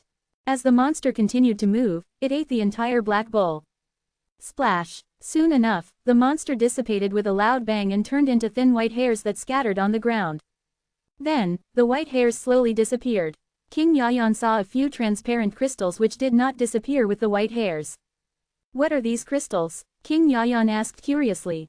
White hairs also appeared about 10 feet away from it. Up close, they looked like pure winter snow, beautiful but fatal. It was not until then that King Yayan remembered its mission. It grabbed the spirit beast bag and gently put the eye back into the bag. Then, it quickly turned around and returned to the cave. Everybody, hurry up. Apply the ghost powder. The black bull is dead. Pearson asked. Creak. Yes. Hurry up. King Yayan confirmed and applied the ghost powder on its body. In turn, Zen, the snake goddess, and the eternal realm hunters applied a layer of ghost powder on their bodies. Zen wasn't sure if treacherous beings devoured each other, but they had quite a lot of ghost powder. Thus, Campbell also applied the ghost powder to his body. As soon as they finished, 4 human-shaped monsters arrived in the cave. They kept looking around, as if they were looking for something. Moreover, they exuded such an intimidating aura that everyone tried their best to resist the urge to escape. After the white-haired monsters had searched for a while, one of them suddenly turned and looked at Zen, then strode towards him. He only frowned and did not move, but every muscle in his body tightened.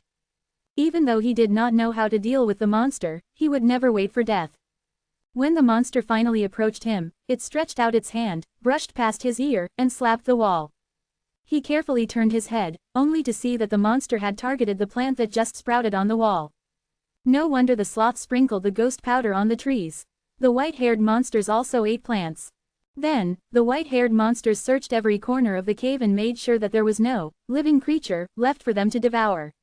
Afterward, they exploded into a pile of messy white hairs and gradually disappeared. Eastern Emperor Tai let out a sigh of relief. They finally left. Squeak. They won't come back again, said King Yayan. On the other hand, the snake goddess frowned and thought. They rely on the life energy to find their prey, right? After we apply the ghost powder, we are like dead people, she stated. Generally speaking, the Eternal Realm warriors present had sharp senses. Today, however, they became too nervous because of the treacherous being. They had not realized that fact until the snake goddess reminded them. The ghost powder almost entirely blocked the life energy. In other words, if someone applied the ghost powder on their bodies and lay motionless on the ground, they would look like corpses. I think so, Pearson said with a nod. The snake goddess thought for a while and said, I'll try again. Please don't shake off the ghost powder on your bodies. Don't. Before Pearson could stop her, she had already removed the ghost powder on the back of her hand, which revealed her white and delicate skin. Just then, white hairs slowly began to pile up not far away from the cave. Not long after, the white-haired monsters appeared again and rushed towards the snake goddess. Yet, she remained calm. She wasn't even in a hurry to reapply the ghost powder. Instead, she raised her hand and retreated slowly, luring the white-haired monsters to follow her. What a crazy woman, Pearson thought helplessly. Chapter 3632, The Glazed Crystals. The snake goddess had figured it out. These creatures can't see anything. They can only chase after the life energy. As she spoke, she applied a layer of ghost powder on her hand. The white-haired monster that had been chasing her immediately stopped in its tracks. Confused, it began to sniff and search around. The snake goddess's eyes flashed as her mind raced. The races on the island all know how to use the ghost powder, which means the white-haired monsters should not be a threat to them. The wooden leaf race are willing to offer their prey to the white-haired monsters, so there must be some sort of exchange. What do they get out of this? How do they benefit? It's hard to guess. Zen shook his head. Maybe after offering their prey, they can go somewhere to receive the so-called benefits. There were too many possibilities, and it was difficult to deduce with extremely limited clues. Squeak. By the way, when I used the heavenly eye to observe the grass bulls, the white-haired monster swallowed a grass bull and left some transparent glazed crystals, King Yayan suddenly reminded. Just now, it was busy applying the ghost powder, so it failed to share this. The snake goddess immediately looked at Pearson and asked, Pearson, do you have any more grass bull in your spirit beast bag? Yes. Pearson nodded, understanding immediately. Without hesitation, he took out a grass bull from the spirit beast bag. Having been summoned into the world, the grass bull felt the strange aura from the white-haired monster. It was immediately frightened and wanted to run away. But before it could do so, Pearson pointed at its head. With a loud thud, the grass bull fell to the ground, in a deep coma. The white-haired monster was about to leave, but when it felt the life energy of the grass bull, it immediately turned around and pounced on it. In a few seconds, it had devoured almost all of the grass bull's flesh. When it was done eating, it disintegrated into a pile of white hairs and disappeared. Ding, ding, ding. As the pile of white hairs disappeared, several glazed crystals fell to the ground with crisp sounds. These crystals were thin and long, like glass needles. The snake goddess stepped forward and picked up the crystals one by one. She placed them in her hands and looked at them carefully. These crystals gave her a feeling of discomfort, as if they were a part of the treacherous being, and their aura was similar. This should be what the wooden leaf race is after. If we are devoured, they will get a lot more crystals, the snake goddess said as she handed the crystals to Fuxi. Fuxi held the crystals close to his face and he sniffed them carefully. After studying them in his hand for a bit, he shrugged helplessly. He couldn't shed any more light on the matter. He handed them over to Eastern Emperor Tai, who then handed them over to Yasmin. Each of them took turns to observe the crystals, and finally they landed with Zen. As Zen studied them carefully, Campbell beside him asked, "Can I have a look?" Campbell had the body of the treacherous being, so his perception was completely different from theirs. Zen nodded and gave them to him. Then, Campbell clenched his fist, crystals in hand. Slowly, he closed his eyes and stood still. Campbell's face suddenly began to melt, like wax off a candle. His human body quickly melted into a pool of white and translucent mud, and his armor was clattered all over the ground. "Master Campbell," Zen shouted in a hurry. "What's wrong with him? Why is this happening? Are these glazed crystals used to deal with the treacherous beings? Anxiety was written all over the faces of the others. Although Campbell was only a hostility-level treacherous being, he was still the builder of the world. His understanding of the entire chaos far surpassed that of the others. He was indispensable to the group. If something went wrong because of a few unknown glazed crystals. Look, those glazed crystals. King Yayan said as it pointed at Campbell. The previous few glazed crystals had drilled into Campbell's body and were completely wrapped up. Let's wait and see. Maybe the situation is not as bad as we think, the snake goddess said. After all, Campbell's treacherous being body only melted, but it hadn't eroded. The body of the treacherous being was deathless after all, and as long as it could recover, it would be fine.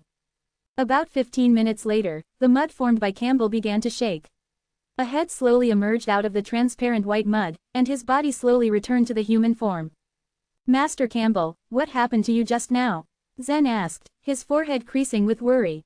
Campbell opened his clenched fist, and the glazed crystals were still in his hand. Eyeing them fondly, he said, "These things seem to be my home. I feel comfortable and want to sleep in them." As a unique creature, the treacherous being was naturally completely different from a normal creature. When Campbell held these crystals, he felt sleepy, as if these crystals were a bed beckoning for him. As soon as he turned into the mud, he took a short nap. After Campbell returned the crystals to Zen, Zen relayed to the others what Campbell had just told him. Sleep. Eastern Emperor Tai frowned slightly. Sleep was something that weak creatures needed. A soul which had been tempered would never have the need to sleep.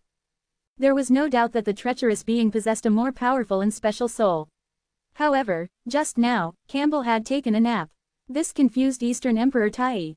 Maybe this kind of thing can hypnotize the treacherous being, Thurston guessed, gesturing at the crystals. Staring at the glazed crystals in Zen's hand, the snake goddess frowned deeply. Master Campbell has woken up, but he is still unable to resist the crystals. What would happen to the treacherous beings which haven't woken up, if they are exposed to such crystals? No matter they belong to the attaching type or the killing type, these treacherous beings all relied on their wills to act, without too much judgment. Wouldn't these treacherous beings fall into a coma if they came into contact with these crystals? Maybe they can be used to trap the treacherous beings, Pearson said. The snake goddess nodded slightly, but her eyebrows still furrowed. She felt that these glazed crystals were more useful than they were letting on. We don't have to think too much. The mystery will solve itself at dawn, Sawyer suddenly said. When the snake goddess heard this, her mouth twitched upwards into a smile. You're right. They weren't ruthless and merciless, but the members of the wooden leaf race couldn't blame them for anything they did, as they even dared to trap them and sacrifice their lives. The night of the Night View Island lasted for 20 hours. After they applied the ghost powder, no other white-haired monsters broke into the cave that night. King Yayan once again took out the heavenly eye from the spirit beast bag and observed the situation outside. Occasionally, it heard the screams of some creatures. When it looked into the direction where the sound rang out, it could see the white-haired monsters devouring some unfortunate sacrifices. 20 hours later, dawn broke, and the sky gradually lightened. As the sun rose, so did everyone's downtrodden spirits. In a small cave at the bottom of the mountain, Decker came out and shook off the ghost powder on his body. The other members of the wooden leaf race also came out of their small houses, including their leader, Graham. Decker and Graham locked eyes, excitement written all over their faces. Chapter 3633, The Arcanum. The Night View Island was rather peculiarly named. Whoever didn't apply the ghost powder on this island would die at night. As those strangers knew nothing, they would have been eaten by the white-haired monsters last night. I'm wondering how many arcana were left, Graham thought out loud with eyes shining with greed. Over the past few years, because of the appearance of the evil tiger race, the west path of the wooden leaf race had been cut off. As a result, hunting had become more and more difficult as time had passed. These strangers could not have come at a more fortunate time. Graham hadn't slept a wink last night and had been hiding in his cave in fear. But now, it was time to harvest. They are humans, Decker said with a strong desire in his eyes. And what's more, they are quite strong when you think about it. I think the white-haired monsters must have left a lot of arcana. The two of them called the other soldiers of the wooden leaf race and then climbed up the stairs at the side of the mountain. Although both Decker and Graham sincerely believed that Zen and his companions had been devoured completely, they still had to be prepared for any unexpected situations that might arise. The wooden leaf race was very good with bows and arrows. The soldiers held simply wooden bows in their hands, but the arrows were cyan black and poisonous. These arrows were known to be incredibly toxic. That was the sole reason the seemingly weak members of the wooden leaf race had survived so long. In the blink of an eye, they had climbed the mountainside and arrived at the cave. Decker signaled to the crowd. They held their breath and approached quietly. The soldiers were walking gingerly and slowly approached the side of the cave. Decker was the first to poke his head into the cave, and he was extremely careful in doing so. But there was nothing and no one in it. Chances were, those humans had been eaten up by the white-haired monsters. Decker had already expected this outcome. He felt more relieved and then looked to the ground. If those humans had been completely annihilated, then there would be a lot of things left behind there. Decker's eyes swept over the ground, and his pupils suddenly shrank. He was staring at the center of the cave, where only 4 glazed crystals were sitting sadly. So few. Decker narrowed his eyes. Not even half a dozen crystals. Graham frowned. Decker walked in and picked up the glazed crystals on the ground. Normally, after the white-haired monsters had devoured their prey, Decker and his companions could obtain at least 10 glazed crystals. If those humans really had been eaten up by the white-haired monsters, then there should be at least 100 glazed crystals lying on the ground. But there were only 4 here. Only 2 possibilities could explain this. The first one was that the humans were still alive, or it could be that the glazed crystals had been stolen. A bad feeling rose from the bottom of Decker's and Graham's hearts. They were sincerely hoping that the second option was the right one. If those humans were still alive, then Decker and company were in deep trouble. As the 2 of them pondered over the mystery, they suddenly felt the leaves above their heads become extremely heavy. The leaves were quickly turning red. The members of the wooden leaf race had a talent quite similar to what the augury dog had, in the sense that they could predict danger in advance. And perhaps it was because they were good at archery, their talent was also more practical than that of the augury dog. They could sense the presence of their enemies from a distance. This complemented their archery skills since arrows could kill from a distance. Unfortunately, their enemies were rather close this time. Zen and his group were hiding in the cave, but they were covered with a layer of skin from Sawyer's treasure, known as the magic camouflage skin. It could change into any form and color. The moment Sawyer removed the magic camouflage skin, Zen reached out his hand and grabbed the bow in Decker's hand. Decker's reaction was also incredibly fast. He raised his hand and was about to shoot an arrow at Zen. The other warriors of the wooden leaf race also followed suit. Bows and arrows were their weapons of choice, and operating them was in their instinct. Therefore, their reaction speed and accuracy were both very high. However, this time, something unfortunate happened. Before Decker or anyone else had a chance to let an arrow fly, a thin strand of spider thread was wrapped around their arrows. And when they were about to shoot, the spider thread pulled the arrows away in one direction. The soldiers of the wooden leaf race could do nothing but stare at their bows in confusion. Crack! Just 2 of Zen's fingers pinched Decker's bow. And crushed it with a gentle force. Crack! Crack! Crack! The bows of the other members of the wooden leaf race shared a similar fate. Fuxi, the snake goddess, and the eternal realm hunters also made their moves and crushed the long bows of whoever was nearest. The wooden leaf race was quickly detained. You, what do you want? Decker's face turned pale. Friends from afar, why are you doing this to us? Have we been ungracious hosts to you? Graham asked in a calm tone. As the patriarch of the wooden leaf race, he was much calmer than Decker in times of crisis. However, his calm was immediately lost when he heard the unmistakable crack of bones breaking into 2. Crack! The warrior behind Graham had tried to pull out his short sword and attack Pearson in secret, but his neck was immediately broken.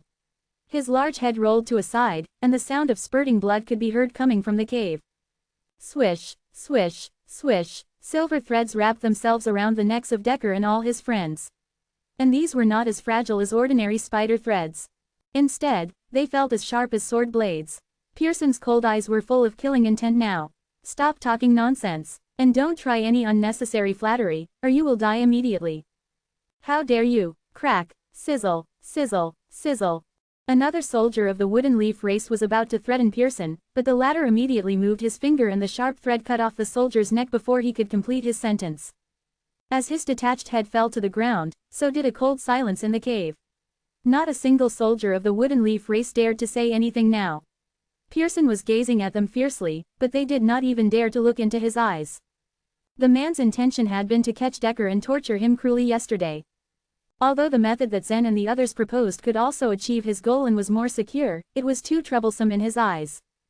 Graham and Decker had initially planned on struggling, but now, they completely gave up. Without further ado, Zen took out a glazed crystal and placed it in front of Decker. "What is this?" he asked. Decker rolled his eyes, but Pearson threatened, "Answer him now, or you will die." As soon as he finished speaking, the silver threads wrapped around Decker's and Graham's necks magically tightened themselves. The sharp threads cut into their flesh, and blood quickly seeped out. "It's an arcanum! It's an arcanum!" Decker and Graham cried out simultaneously. "Very good." Pearson waved at Zen and said, "Go on." Zen and the others were a little confused when they heard this strange name. Zen continued the interrogation, "What's the use of this arcanum?" "It gets its name from the fact that the treacherous beings like it very much. If we accumulate enough of this, we can easily subdue them by distracting them," Decker explained. "Is that all?" Zen asked. Decker hesitated, but trembled when his eyes met Pearson's. He quickly replied, "No. If you refine it, you can coexist peacefully with several treacherous beings without having to worry about subduing them. You can also turn them into your own weapons and even a part of your body. Then you would be half human and half treacherous being." Chapter 3634, The Thorny Treacherous Being. Half treacherous being. Everyone wore strange expressions of mingled shock, calculation, and curiosity. The literal meaning of the sentence was not difficult to understand. But the question was, which side would dominate? Would the body be ruled by the mind of the human, or the mind of the treacherous being? When Campbell had possessed Zen's body, Zen had been unable to resist his will at all. Campbell completely dominated the human body. Thus, everyone was inclined to think that becoming half human and half treacherous being was the equivalent of suicide. If one merges with a treacherous being, aren't they afraid that the treacherous being will suppress their consciousness and rule over them? The snake goddess asked, voicing everyone's main concern. "Yes, that's possible," Decker admitted. He explained, "When some treacherous beings of the friendly type wake up, some will snatch their hosts' bodies, and others won't. However, the treacherous being's power is very strong. It's worth taking a risk." Decker's words made some sense. Indeed, there were creatures who wouldn't hesitate to sacrifice their very lives in order to obtain greater strength and power. The snake goddess nodded. She asked, "You mention a friendly type of treacherous beings. Could you explain what you mean by that?" "They are kind-hearted treacherous beings, harmless to others," Decker replied. "These good treacherous beings are willing to help others, and this is their will. For example, the treacherous beings in the form of sloths in the forest are among the friendly type ones. The sloths were tireless in applying the ghost powder on the surface of the trees, to prevent the trees from being devoured by the white-haired monsters. Moreover, after they saw Zen and the others in his group, they had also brought out the ghost powder to remind them to apply it. But Zen and his companions were still wary of the sloths, and found it difficult to trust them completely." Pearson's eyes were blank. His face was expressionless as he lifted one hand, gently holding up the length of silver thread. The other end of the thread was tightly wrapped around the necks of Decker and Graham. Pearson wanted to kill one of them, so that the remaining one wouldn't dare to lie to them. Decker was smart enough to see what Pearson intended, so he didn't dare to hide anything from them. He told them everything he knew, but Pearson clearly still had doubts. "The white-haired monsters will also devour those plants. You can directly cut the trees and pick the flowers in exchange for the arcana," Pearson said flatly. A cold light flashed in his emotionless eyes. "Why did you deceive us into coming here?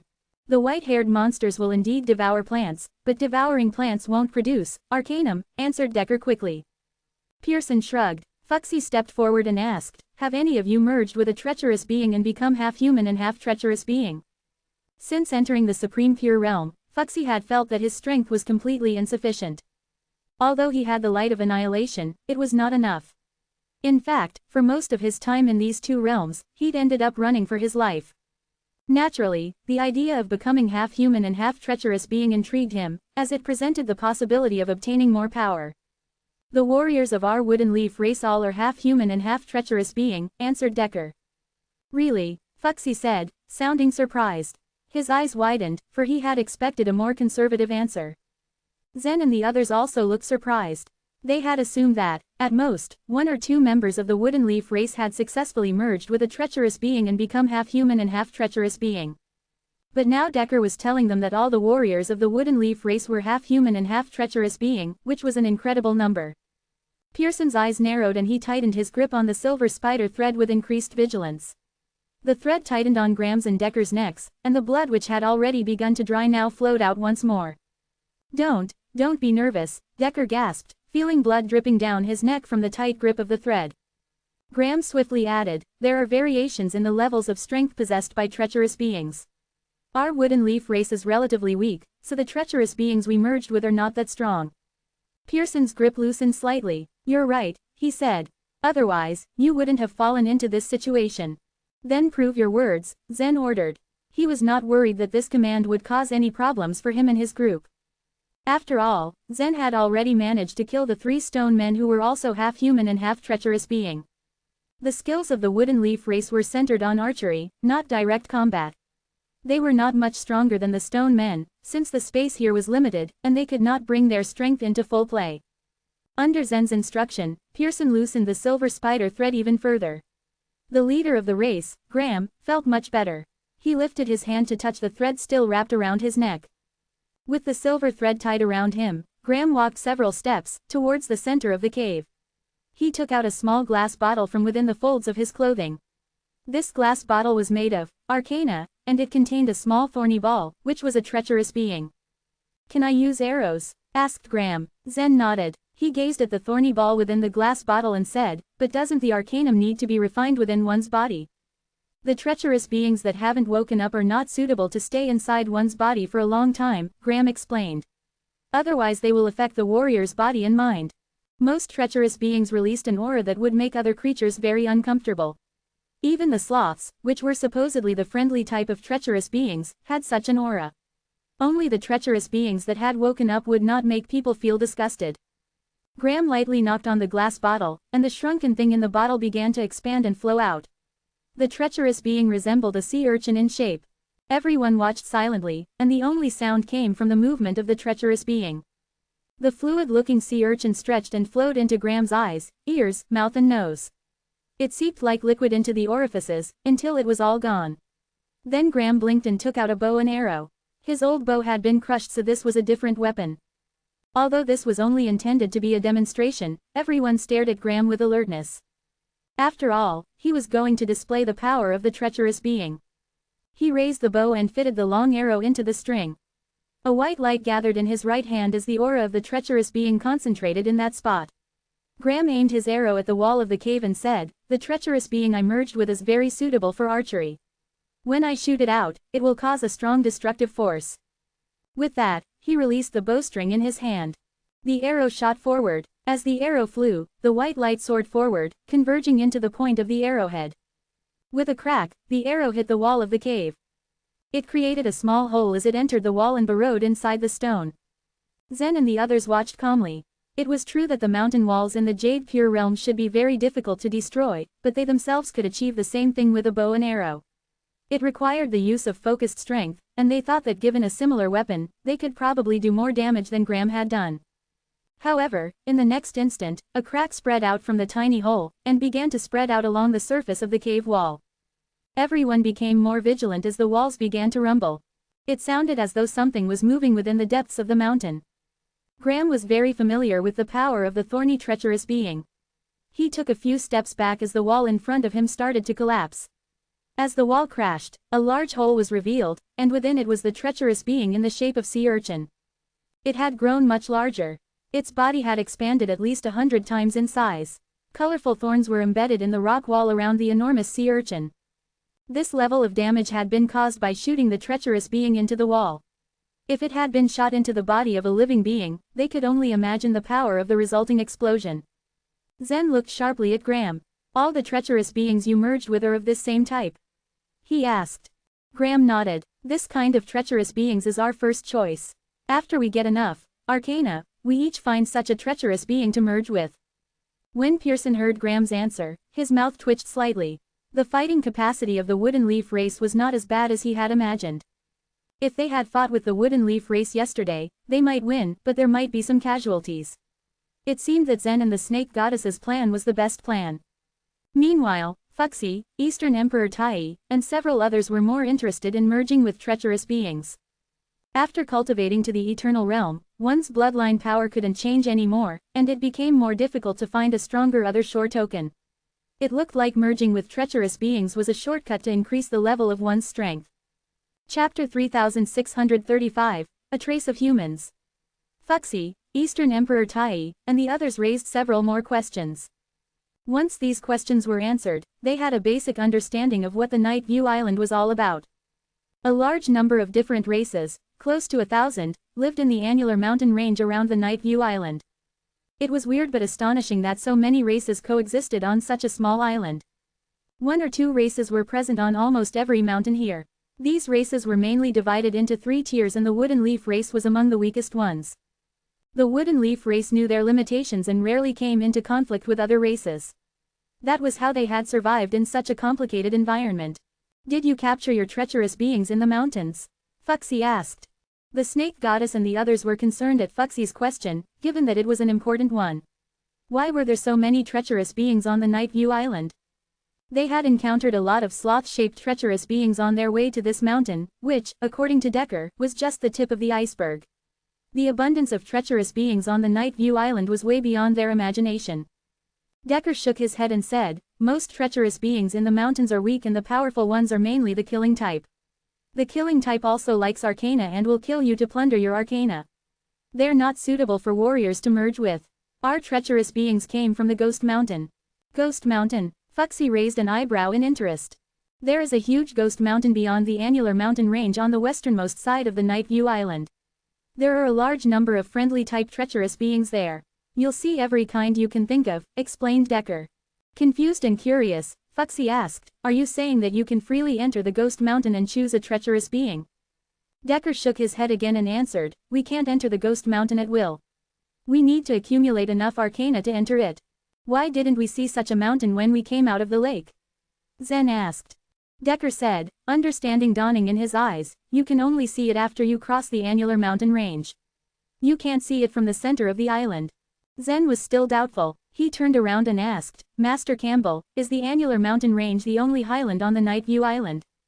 They had seen the island's terrain once they had emerged from the lake. There was nothing but the lake at its center and a circle of mountains around it. They would have noticed it if there was a huge ghost mountain around there. "As far as I know, the annular mountain range shapes the edges of the Night View Island. There is nothing but a void beyond the annular mountain range," said Campbell with conviction. At this, Zen's eyes turned cold. "You were lying to us," he said, turning to glare at Decker. Pearson hooked his fingers and the silver thread tightened around Decker's neck, cutting into his skin. Blood quickly began to drip from the wound. "No, please no, it hurts." Decker screamed hysterically at the sharp pain. "I told no lies. All that I said is true.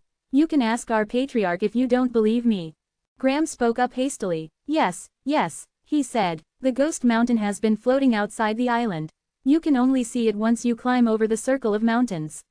You can send someone to have a look at it and verify what we're saying." At Decker's and Graham's earnest looks, Pearson relaxed the silver thread on his fingertips. "They don't look like they're lying," he said. "Is there really a ghost mountain?" the snake goddess said thoughtfully.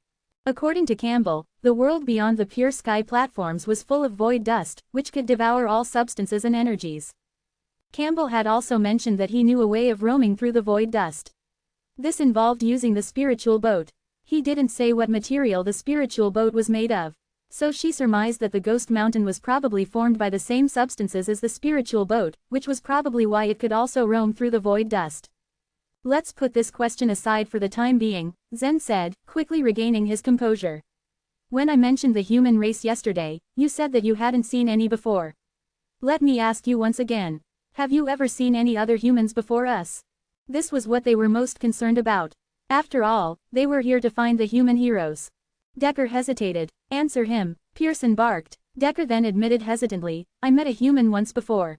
A tall and sturdy human male. He sat on a fire lotus, flames in his eyes. Beside him was a treacherous being that looked like a fiery dragon and appeared to be very powerful. This man burned up more than 10 mountains and annihilated the Thunder Race and the White Bone Race, which were at the pinnacle of their forces at the time. We didn't know how the Thunder Race and the White Bone Race had provoked him. His fire was so tremendous that 2 mountains melted into lava and flowed into the lake," added Graham. He had also witnessed this terrifying scene. The fire hadn't extinguished for several days after that. The Thunder Race and the White Bone Race used to be 2 ruling races on the Night View Island. They were far more powerful than small races like the Wooden Leaf Race, but that human had destroyed them so easily. A human male, using formidable flames, tall and sturdy, sitting on a fire lotus. These descriptions reminded everyone of the same person. The snake goddess and the others turned to look at Zen, knowing that that man's energy soul existed in Zen's body. Zen communicated with his inner world for a while before a vague figure appeared above his head. Zen pointed at the figure and asked, "Is he the man you were talking about?" Zhirong's figure gradually became clear. It was only half his body and the aura of the energy soul was not so strong as his real self, but Decker's and Graham's faces went sheet white at the sight of him. What? Yes, that's him. Why is he inside your body? Decker and Graham looked as if they had seen a ghost. Zhirong looked proud as he watched these members of the Wooden Leaf race stumble over their words in horror and awe. It looked like his real self still enjoyed great fame on the Night View Island. Decker would not have dared attack these strangers if he had known of this before. "Where is this man on the Night View Island now?" Zen asked. Decker shook his head again. "I don't know, but I guess he's somewhere in the Ghost Mountain. All truly powerful figures on the Night View Island are over there and this master is no exception." "In that case, it's time for us to go," Eastern Emperor Tai suggested. The snake goddess's eyes swept the outside of the cave. She flicked two of her fingers and two tiny shadows appeared at her fingertips. These were energy parasites transformed from the shadow of Snake Goddess. She stuffed them into Decker's and Graham's mouths and warned them, "Tell your people to behave themselves." The energy parasites would keep moving in their bodies. It would take at least 3 months for the energy to be depleted. During this time, the Snake Goddess could cause them to explode with just a thought if she thought Decker and Graham were out of line. The other members of the Wooden Leaf race had long since laid siege outside the cave. They had bows and arrows in their hands, strong auras of treacherous beings emanating from their arrows, and ready to launch their attacks. "Everyone, please put down your weapons," Decker shouted.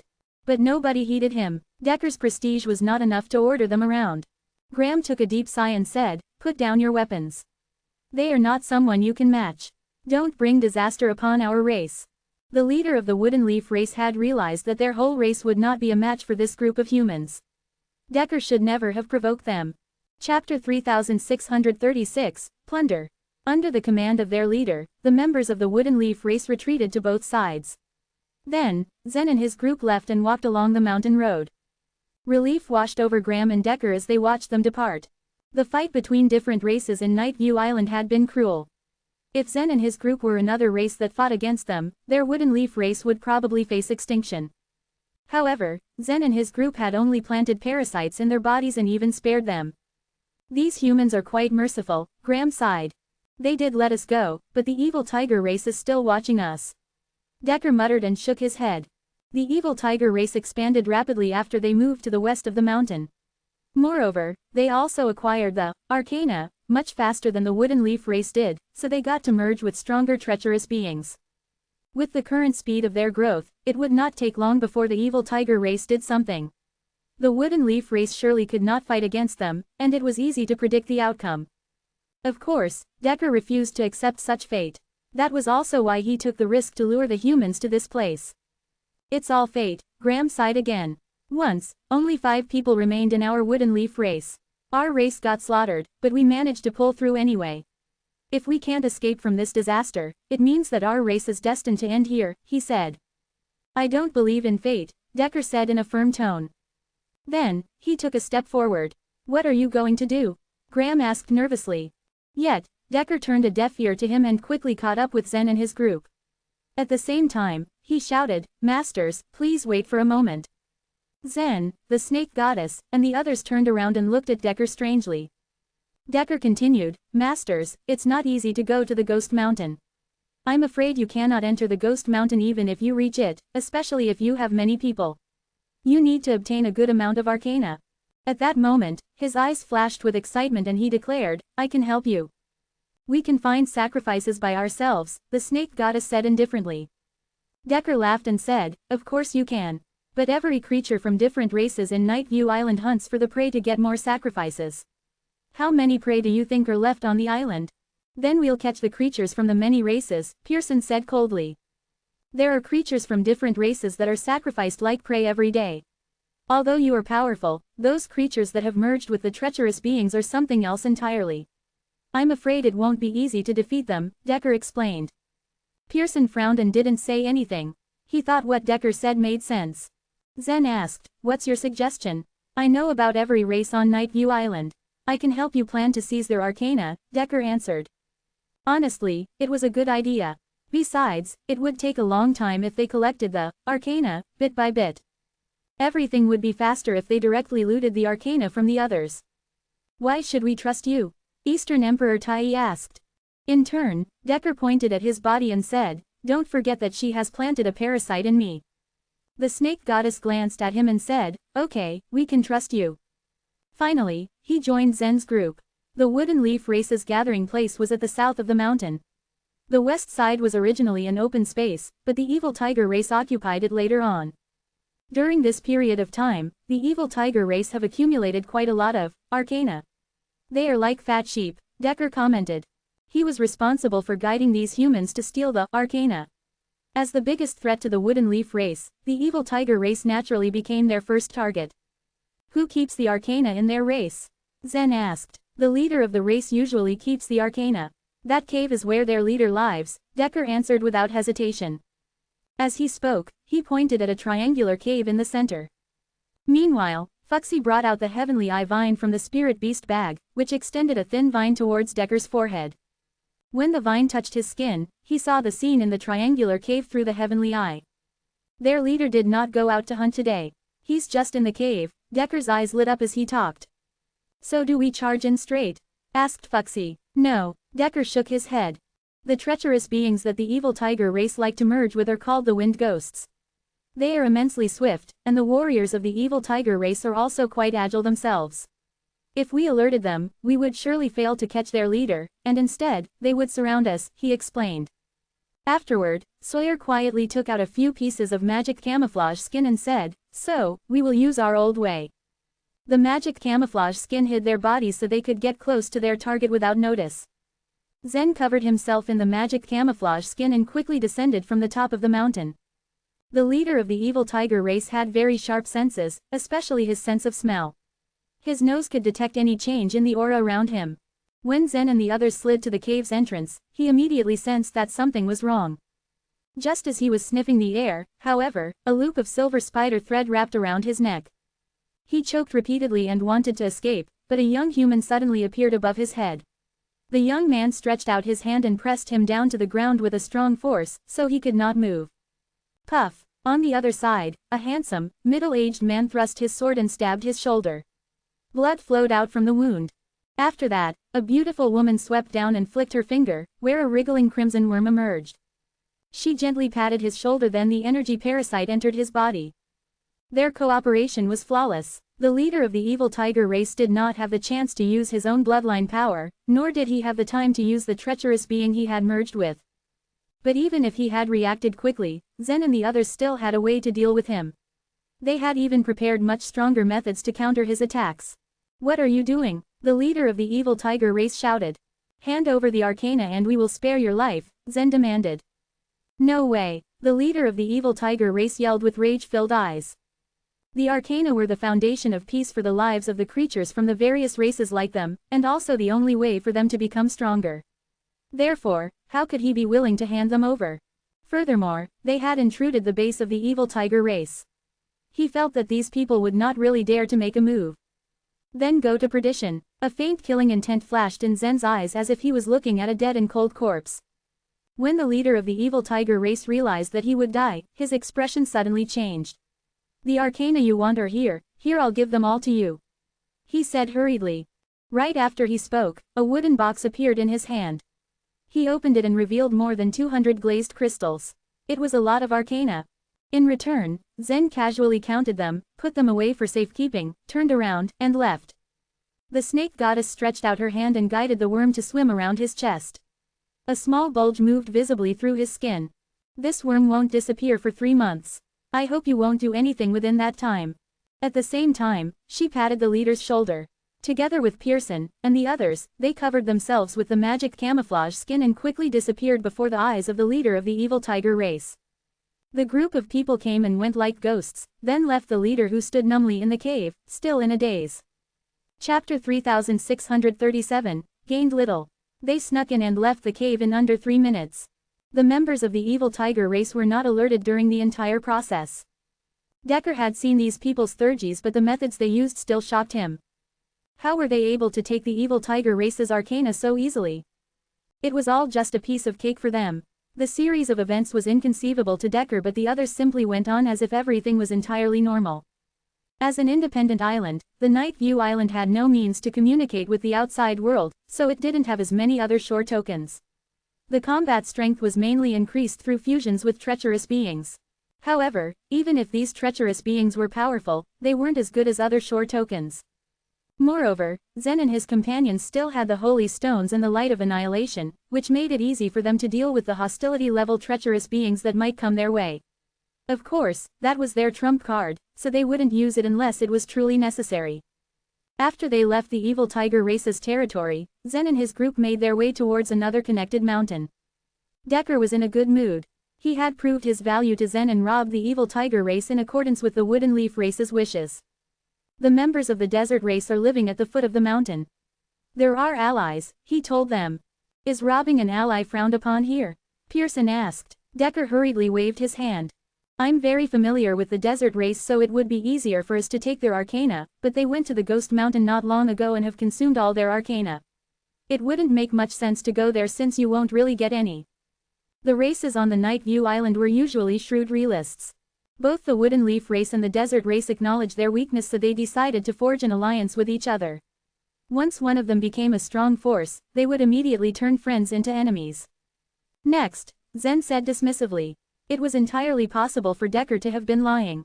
There was a high chance that he was taking advantage of Zen and his group in order to suppress the Wooden Leaf race's opponents. Whether this possibility was true or not, Zen and his group did not really care.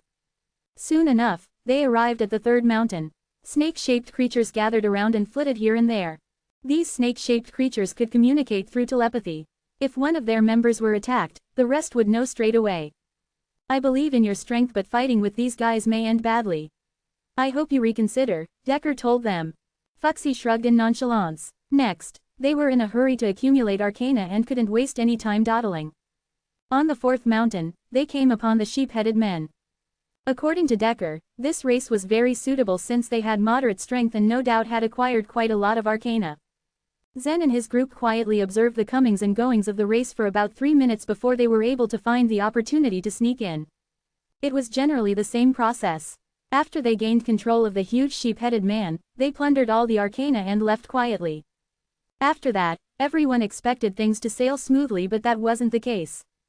The races they chose afterward were all bust. Either the races had used up all of their arcana or they had a special way to hide them.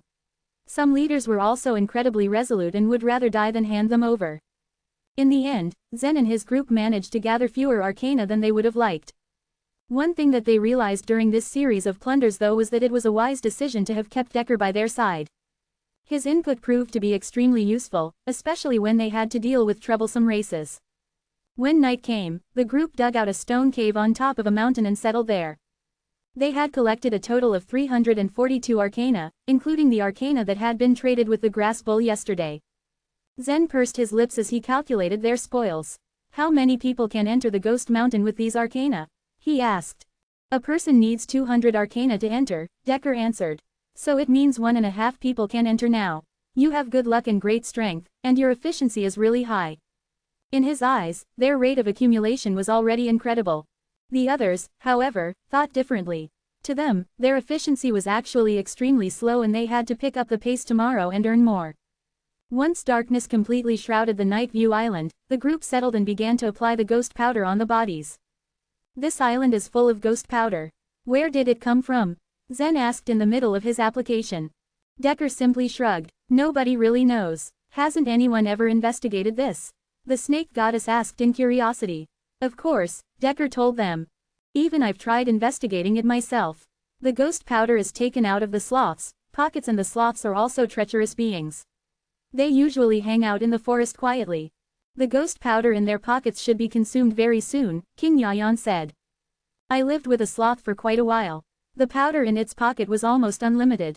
I've deliberately consumed all of it, but it would only take a few minutes for its pocket to fill up all over again. Decker narrated. At first I thought it was collecting the ghost powder secretly, so I tied it up, but then I saw its pocket swell automatically. Amazing, the group murmured. Have you seen the inside of its pocket? King Yayan asked. It might be connected with a space channel. It was very difficult for the Eternal Realm warriors to construct a space channel within the Three Purities stage. Instant teleportation was also impossible, but there were a number of creatures who could do it. I tried, but then I almost died. Zen couldn't help but frown at Decker's answer. Why? What happened? The sloths' pockets are their exclusive domains. They turn hostile if you touch them, Decker muttered in explanation. He remembered it quite well. When he tried to open the sloth's pocket, all the sloths within the vicinity began to emanate a strong aura. The aura they exuded was much stronger than that of the hostility-level treacherous beings. Fearing for his life, Decker immediately bolted from that place. Those sloths chased him for more than 100 miles before Decker managed to escape and survive. From then on, he never dared to investigate those sloths and their secrets anymore. This island is full of strange things, Fuxi remarked. While they talked, white hairs continuously fell outside their cave and formed multiple white-haired monsters. Everyone looked much calmer this time and quietly watched the white-haired monsters trudge around. When they moved around the cave in a circle, the white-haired monsters suddenly reverted back into a pool of white hairs and gradually disappeared. Night soon passed. On the second day, Zen and his group set off to plunder more arcana off the other races. Still, everything went smoothly. Their targets were not very strong and were at the second or third tier on the Night View Island. Under Zen's leadership, the group launched several sneak attacks which gave no room for the races to resist. Unfortunately, the spoils of their labor weren't as plentiful as they had hoped. The leaders of the races they plundered only held a few arcana, and some had none at all. It would be the same for the oncoming days. The reason why these races only had a few arcana to spare was finally revealed after they caught a race leader who spilled the fact that they had handed them all over to the Red Demon race. The Red Demon race was one of the top races on the Night View Island, and they abused this position by forcing the other, smaller races to give them their arcana. Since the Red Demon race had already robbed the other races, Zen finally understood why they got so little during their raids in the past few days. On their 7th night, Zen and his group applied the ghost powder on their bodies and rested in the cave. However, a shrill scream interrupted their slumber. It seemed to have come from a distance and didn't seem to be the last scream they would hear that night. King Yayan was the first one up. What was that? Squeak. Zen listened attentively and pointed out towards the distance. Over there, over the mountain. It's not just one person, but an entire group. Chapter 3638, Sacrifice. Decker's eyes lit up. Let's go there. What's happening? The snake goddess asked. There is an entire race to be sacrificed and there will be a lot of arcana. I wonder whether you are interested in making a move or not, said Decker. The prey on the Night View Island was not enough. There would often be wars among the various races. The races that lost would become captives, and the only fate of being captured was to be sacrificed. All the people present had experienced a lot of fights. They understood the cruelty on the Night View Island. Since the members of a whole race were to be sacrificed, the number of arcana to be produced was large. Zen and his group didn't get many arcana. Now was their chance. Let's go and take a look, suggested Zen. Fuxi and the others nodded. That night, they quietly left the cave and headed south. Miserable screams echoed from 2 mountains away. The distance wasn't far from them. When Zen and his group climbed over the first mountain, white hairs slowly flew towards them, coming from the mountain's side. Although the ghost powder could hide the aura of life energy, they could still attract white-haired monsters as long as they moved. Everyone stopped moving and stood like statues. The white-haired monsters then disappeared, and they continued with their journey. Near a lake at the foot of the mountain, hundreds of creatures appeared trapped, bound by silver chains. They didn't have ghost powder on their bodies and the silver chains disabled their every move. Out of nowhere, the white-haired monsters appeared like sharks that had smelled blood, devouring the poor creatures. The number of creatures that each white-haired monster swallowed was limited to 10. After that, the monsters turned into a pile of white hairs and gradually dissipated, leaving behind many arcana. The remaining creatures trembled as they saw their companions being swallowed little by little. Their chests were filled with fear as the blood of different colors splashed out from the horrible scene. Screams, pleas, and the sound of kowtows rang one after another, yet no one could save them. Flocks of bird-like creatures stood by the lake. Their wings were folded on their backs and they possessed sharp claws. Their bodies were similar to a human's. Their claws each held a sharp wooden stick, with the end smeared with thick black poison. Gleeg Demon Race, Decker exclaimed in surprise. I feel that they are very strong, Pearson said. It's one of the strongest races on the Night View Island, Decker said with a complicated expression. But that's not the problem. How dare they catch so many races and sacrifice them all? Why, aren't they supposed to do that? Pearson was confused. For both the Grand Pure Realm and the Supreme Pure Realm, The weak races were like helpless fish on a chopping board, they were always slaughtered by stronger races. Since the Glede demon race was very powerful, they wouldn't have any difficulty sacrificing their captives. The snake goddess figured out Decker's point. If they sacrifice so many creatures at a time, it might cause a backlash. Exactly, Decker nodded. Sacrificing the defeated races often happened on the Night View Island, but it was rare to see several races sacrificed at a time. Even the Red Demon race and the Grand Mighty race, which were at par with the Glede demon race on the Night View Island, wouldn't do that. The weak races were not idiots themselves. They were connected, and some of them had close associations. Any force sacrificing several races at a time would cause a large number of weak races to team up as allies. After allying, there would be a reshuffling of powers among the forces on the Night View Island. Such things had happened several times in history. The top-ranked races were killed by the Alliance every time. As time passed, the Alliance fell into a state of disunity, and finally, the situation returned to its original state. If the Glede demon race dares to do so, something must have happened in the Ghost Mountain. They need to accumulate enough arcana, alas. Decker concluded. The Wooden Leaf race was also a weak race. He felt sorry upon realizing the fate of these several races. The process of the sacrifice was rough. Suddenly, more than 10 strong warriors had broken the silver chains, fleeing in all directions. The Glede demons on guard flew one after another. They raised the wooden sticks, aimed at the creatures, and threw them down swiftly. Puff, puff, puff. The wood sticks thrown by the Glede demons hit their targets hard and accurately. They nailed the warriors to the ground, forbidding their escape. The well-trained Glede demons returned and lined up once again. Zen and the others couldn't help but frown upon witnessing the fighting strategy. Just as Decker said, the strength of the Glede demon race was far stronger than that of ordinary races. It would indeed be very difficult to fight them. The white-haired monsters were efficient. In just an hour, hundreds of creatures from other races had been completely devoured at the foot of the mountain, leaving the arcana on the ground. These creatures had lost a lot of blood as they were swallowed. The blood flowed into the lake, dyeing it with vivid colors as it mixed with the water's rippling. These arcana are enough to let you all enter the Ghost Mountain, said Decker. But the Glede demons are very troublesome. They like to act as a group while each of them is very strong. Zen, the snake goddess, and the others didn't say anything. They observed in silence. Getting these arcana could save them a lot of time, and they didn't have to invade the mountains one by one. It would be difficult to obtain the arcana directly from the Glede demon race, however, there was still a chance. They still had the light of annihilation, which could burst out and destroy the treacherous beings that the Glede demons had merged with. The Glede demons quickly collected the arcana on the ground and put them into a gray cloth bag. One of the Glede demons flew to a huge nearby tree while carrying the bag. Only then did Zen and the others discover that a Glede demon was hiding on the top of the tree. The Glede demon had sharp eyes, each of his feathers was like a dagger sticking out from his body. The feathers were pure silver, reflecting light that was inconcealable by the layer of ghost powder on his body. That's Bacchus, the leader of the Glede demon race, said Decker in almost a whisper. Taking over the cloth bag, Bacchus looked at the arcana within it and seemed dissatisfied. Nearly 500 captives afflicted, yet you only obtained a few arcana. These are only 2,000. Why?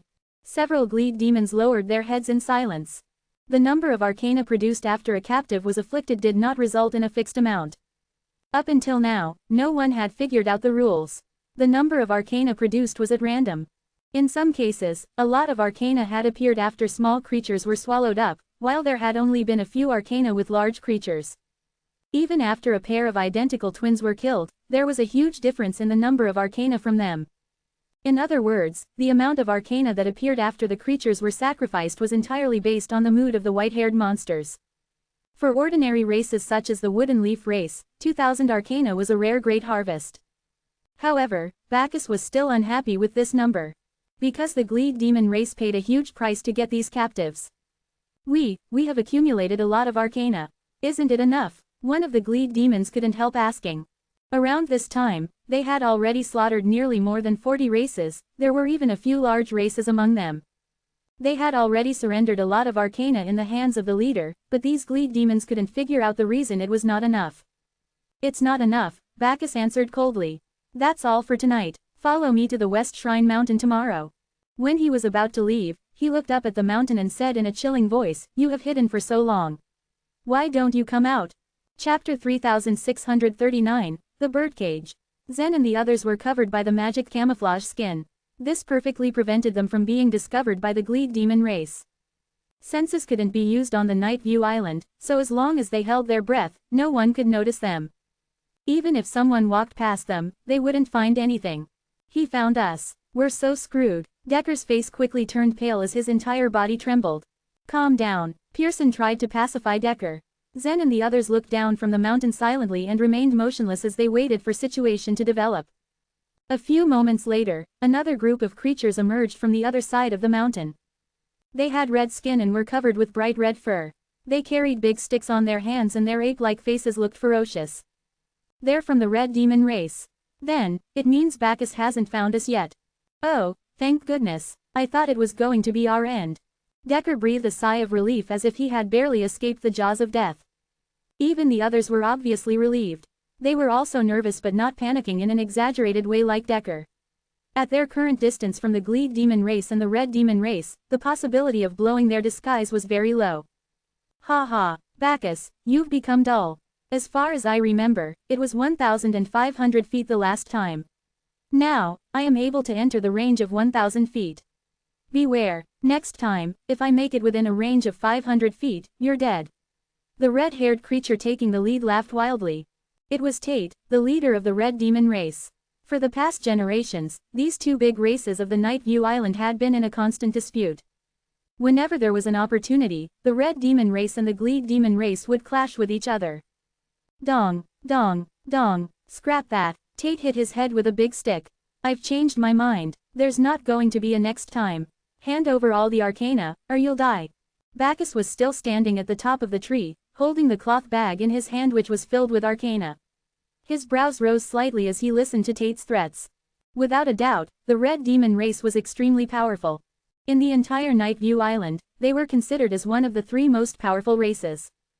However, the Gleed demon race was known to be stronger than them. Among the 1,000 races that inhabited the Night View Island, only 3 of them were ranked in the first tier. These were the Red demon race, the Gleed demon race, and the Grand Mighty race.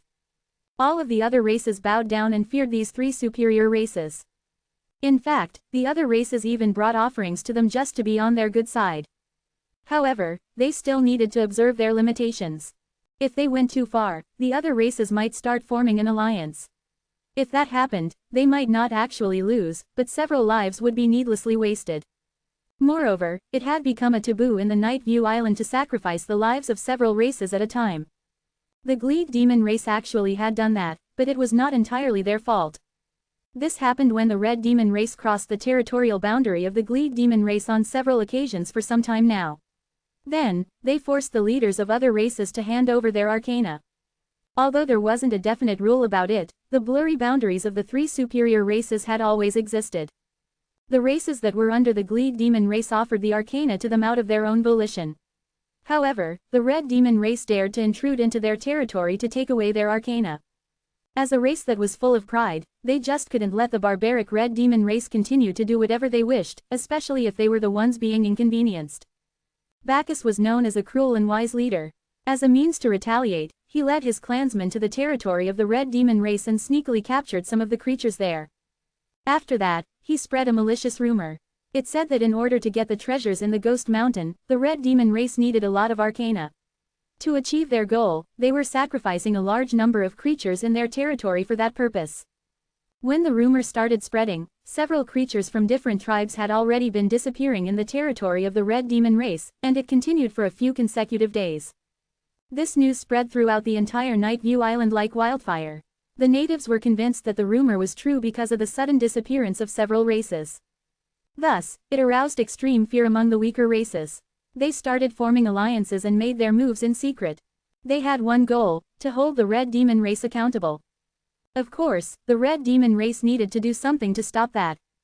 With this, Tate led his team and searched for the culprit as fast as they could. At last, they found a clue that led to the Gleed demon race. Now, the Red demon race wanted to make them pay. Hearing Tate's threats, Bacchus wasn't even fazed. The Gleed demon race had never been afraid of the Red demon race. For several years, they always had the upper hand whenever the 2 of them met on the battlefield. Moreover, their incredible speed was their most coveted attribute. If they discerned that they were at a disadvantage, they could just escape easily. There was no way to bring all of them down. While the red demon race had supreme defenses and infinite strength, the Gleed demon race also had the exceptional strength to match theirs. Plus, with their unimaginable speed, the red demon race could never catch up with them. Bacchus showed a huge mocking smile as he stared down at Tate. "Did you just say that you would kill me? When did you become so confident?" Bacchus asked in an indifferent tone. "Ha, I'll tell you why, take this." Tate stretched out his hand and a small cage emerged on his palm. It looked like a delicate bird cage, but it was too small to be one. It was just the size of a palm, and thus no bird could actually be locked inside it. Bacchus narrowed his eyes as he stared at Tate and the birdcage that he released. His alertness heightened as he didn't know what Tate could do next. There was a huge grin on Tate's face as he tossed the birdcage in the air. In the blink of an eye, it expanded at an amazing speed. What the? Bacchus had never seen another shore token like this before. As it instantly expanded in front of his eyes, he instinctively realized that it must be an item to trap them. "Stay away from it." Bacchus immediately spread out his wings, turned into a silver light, and quickly flew away. He knew that flying at high speed would shake off the ghost powder on his body. Without it, the white-haired monsters would surely come out and get him. However, he couldn't care much about them at this moment. In his mind, he could just apply the ghost powder again when the white-haired monsters already appeared. Moreover, the red demon race also wouldn't dare to make a move once the white-haired monsters made an appearance. However, the speed at which the birdcage expanded was far beyond Bacchus's expectations.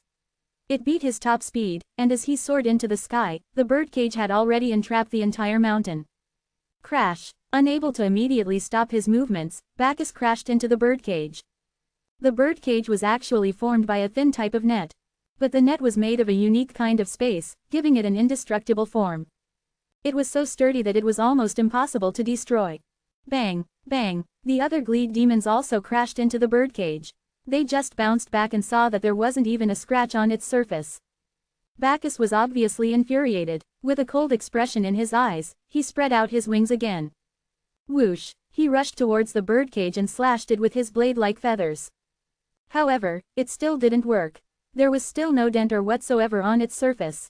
Buzz! Buzz! "I'm just getting started," Bacchus said as he wore a serious expression on his face. Immediately after, milky white lights appeared on Bacchus's head and wings. Then, a pair of bigger white wings appeared and enveloped his original wings. He had merged with a powerful treacherous being. With this, he possessed stronger power and thurges. Once Bacchus started focusing on a certain thing, he wouldn't stop until he succeeded. This time, his only goal was to break the giant birdcage. Whoosh! He rushed and attacked the birdcage again using his white blade-like wings. Take this! Vertical slash! Crash! The strikes made on the birdcage produced an explosive sound. The birdcage shook and so did the mountain entrapped by it. However, even after Bacchus's vicious attacks, the birdcage was still intact. He had to admit that the treasure was truly fascinating. Bacchus chose not to waste his energy and turned to Tate. "Is this even something from the Night View Island?" Bacchus asked, pointing to the unbreakable birdcage. Sensing Bacchus's frustration, Tate grinned complacently. "You don't need to know about that. But I'll let you in on a secret: all of the Gleed demons, including you, will die today." "Really? Please, don't make me laugh." Bacchus let out a deep sigh and instantly calmed down. His arrogant eyes returned and stared down at Tate. "Just because you've trapped us inside this birdcage, you think that you've already won? Why are you so stupid?" Everyone knew that in a head-on battle, there was no way that the Gleed demon race would be inferior to the red demon race. Bacchus just tried to escape because he didn't want a needless duel with the red demons at this moment. Otherwise, the other superior race, the Grand Mighty race, would just benefit from their losses. However, being trapped in the birdcage, Bacchus had no other choice but to remind the red demons whom they were facing. Chapter 3640, Holy Stones. As soon as Bacchus finished speaking, the Gleed demons followed suit and spread their wings. White light flashed on their heads as pairs of white wings wrapped their bodies. They had merged with the treacherous beings named wolf owls. The hostility-level treacherous beings were also divided into varying grades. The wolf owls were the strongest among all. With their great size, they wrapped around the Gleed demons like armor, drastically improving their defensive power, strength, and speed. So long as the treacherous beings remained intact, one could say that killing a Gleed demon was nearly impossible. Whoosh, whoosh, whoosh. The Gleed demons rushed into the air, floating closely behind Bacchus. As long as the latter gave an order, they would fall like sharp knives and cut the red demons to pieces. But much to their dismay, Bacchus remained silent. Never before had his intuition failed him. The red demon's performance today was indeed strange. Tate, in particular, seemed especially strange. Relying merely on the birdcage wouldn't have given him so much confidence. He was well aware of Bacchus' strength. Even in a head-on fight, the red demons would also suffer a great loss. From the looks of it, the red demon race still had a backup plan available to them. "Leader, let's head down there and charge," called out one of the gleed demons. It was none other than Bacchus' assistant, whose eyes were full of fighting spirit. "Let's cut these red demons to pieces. How dare these guys be so arrogant? They're courting death." These gleed demons had always thought themselves to be the noblest race on the Night View Island. It was only natural that they thought so low of the red demon race. Especially when the latter provoked them, the gleed demon race had been fully prepared to fight to kill. But Bacchus seemed to remain rather hesitant. He looked at the faint smile on Tate's face. The latter must have been scheming. But what sort of method could the red demons have that could allow them to defeat the other race so easily? No such method existed, as far as Bacchus knew. At the very least, he had never seen such a thing on the Night View Island. As Bacchus thought it through, his eyes grew colder and colder. Then, he spread out his wings. Under the white light, the wings were like sharp swords that covered him. The ordinary gleed demons had merged with wolf owls, which were hostility-level treacherous beings. Meanwhile, Bacchus had merged with a resentment-level treacherous being. It was the wolf owl king. Its white wings were enchantingly beautiful, decorated with unique runes all over. Once these runes were activated, wisps of blue lightning circled the wings. From the blue electric current formed the outline of a wolf owl. It was visible from quite the distance, even in the night. The warriors of gleed demon race charged to kill. At the very moment Bacchus gave the order, the gleed demons immediately turned into white lights, all of them surging downward. Their charge was truly terrifying. Their size was intimidating enough, but they were also incomparably agile to top it off. Not even the red demons, who had protective leathery skin, could resist their fast attacks. And after the gleed demons had merged with wolf owls, their strength was increased dramatically. When they flew down like this, they were nothing like birds. Instead, they seemed more like giant sabers descending from the sky that could pierce through anything that got in their way. After battling the gleed demon race for so many years, the red demon race clearly knew of their terrifying power. But of course, they had their own means to deal with them. It was time for them to summon their treacherous beings, which were black turtles. These were a kind of extremely solid worm-shaped creatures. Once the red demons merged with them, they produced a solid armor that could cover any surface of their bodies. The black turtles could indeed resist the gleed demons' attack, but that was it. If the red demons wanted to hurt them, they were in for quite the challenge. Most of the red demons could only suffer passive attacks in the fight against the gleed demon race. But this time, the action of the red demon race was very unexpected. Facing the other race, they didn't activate the treacherous beings immediately, but instead raised their hands one after another. Each of them carried a small stone in their hands. All the bean-sized stones glowed brightly with some sort of light. Buzz! The light of annihilation suddenly burst out from the stones. While the gleed demons leading the charge couldn't tell what it was, they could sense something was wrong. Still, they continued to rush along. It's just a ray of light. Even if it's powerful, so what? How much harm could it really do? It couldn't possibly penetrate the treacherous beings and kill us, anyway, they thought to themselves. Indeed, the light of annihilation couldn't penetrate the treacherous beings, much less directly kill the gleed demons. But it could actually kill the treacherous beings themselves. The hostility-level treacherous beings fell in fear of the light of annihilation. They had no means to resist it. Any of them that the light touched was sure to be killed. Splash! The wolf owls that were attached to the surface of the gleed demons began rapidly collapsing under the light.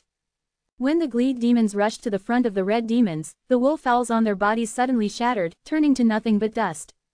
Still, the gleed demon race was one of the highest-ranked races on the Night View Island. Even without being able to rely on the treacherous beings, they still possessed extraordinary strength. They could defeat the vast majority of any creatures with their raw strength. But the red demon race was known to be just as powerful. They could also make use of treacherous beings. Their hands continued to emit a white light, and soon, they were wearing a layer of white gloves. From this layer grew out sets of sharp claws. The black turtles weren't only able to provide the red demons with impressive defensive power, but they also had their own pair of sharp claws. Crack! And so the red demons waved their sharp claws, grabbing at the gleed demons. If the gleed demons were still in possession of the treacherous beings as protections, then the red demons' claws were useless. At the worst, they could merely leave some scars on their bodies, all of which would recover immediately. And the gleed demons could also use the wolfowl's claws to do the same to the red demons, the latter could recover just as instantaneously. For thousands of years, the evenly matched forces were stuck in an on and off battle. But because the gleed demons were faster and more agile, more often than not, they held the initiative. But this time, the gleed demons' treacherous beings had been destroyed. Sharp claws cut into the gleed demons, tearing them to pieces. Their wings, heads, and torsos were all completely separated. They died a truly miserable death. In the first round of charge, the 5 to 6 gleed demons that had rushed to the front lost all protection from the treacherous beings and were easily torn to bits. Behind them, the other gleed demons were stunned in shock before they suddenly surged high into the sky. Their speed was so incredible that they almost hit the ceiling of the birdcage in the sudden turn. They had to fly close to the cage walls for a time before they could properly distance themselves from the red demon race. But Bacchus followed closely behind them to charge. Tate, of course, was his target. His main goal remained to be the Ghost Mountain. He didn't want to fight hand-to-hand with the red demon race. Once the leader was taken care of, dealing with the rest was a piece of cake. He was stronger than Tate, after all. After taking care of him, the red demons would disperse naturally. But just as he rushed toward Tate, the latter pulled out a small triangular stone. In the next moment, the light of annihilation struck Bacchus' body with deadly precision. The Wolfowl King was a resentment-level treacherous being, after all. It wasn't like a mere hostility-level treacherous being that would shatter directly under the light of annihilation. But in an instant, Bacchus felt a heart-wrenching pain from the Wolfowl King. The latter's wings, feathers, head, and tail all drooped down as if it had lost all strength, slumping onto Bacchus' body like a deflated balloon. In such a state, the treacherous being could no longer protect Bacchus. How could Tate let such an opportunity go to waste? Like iron pincers, his large hands grabbed at Bacchus' head.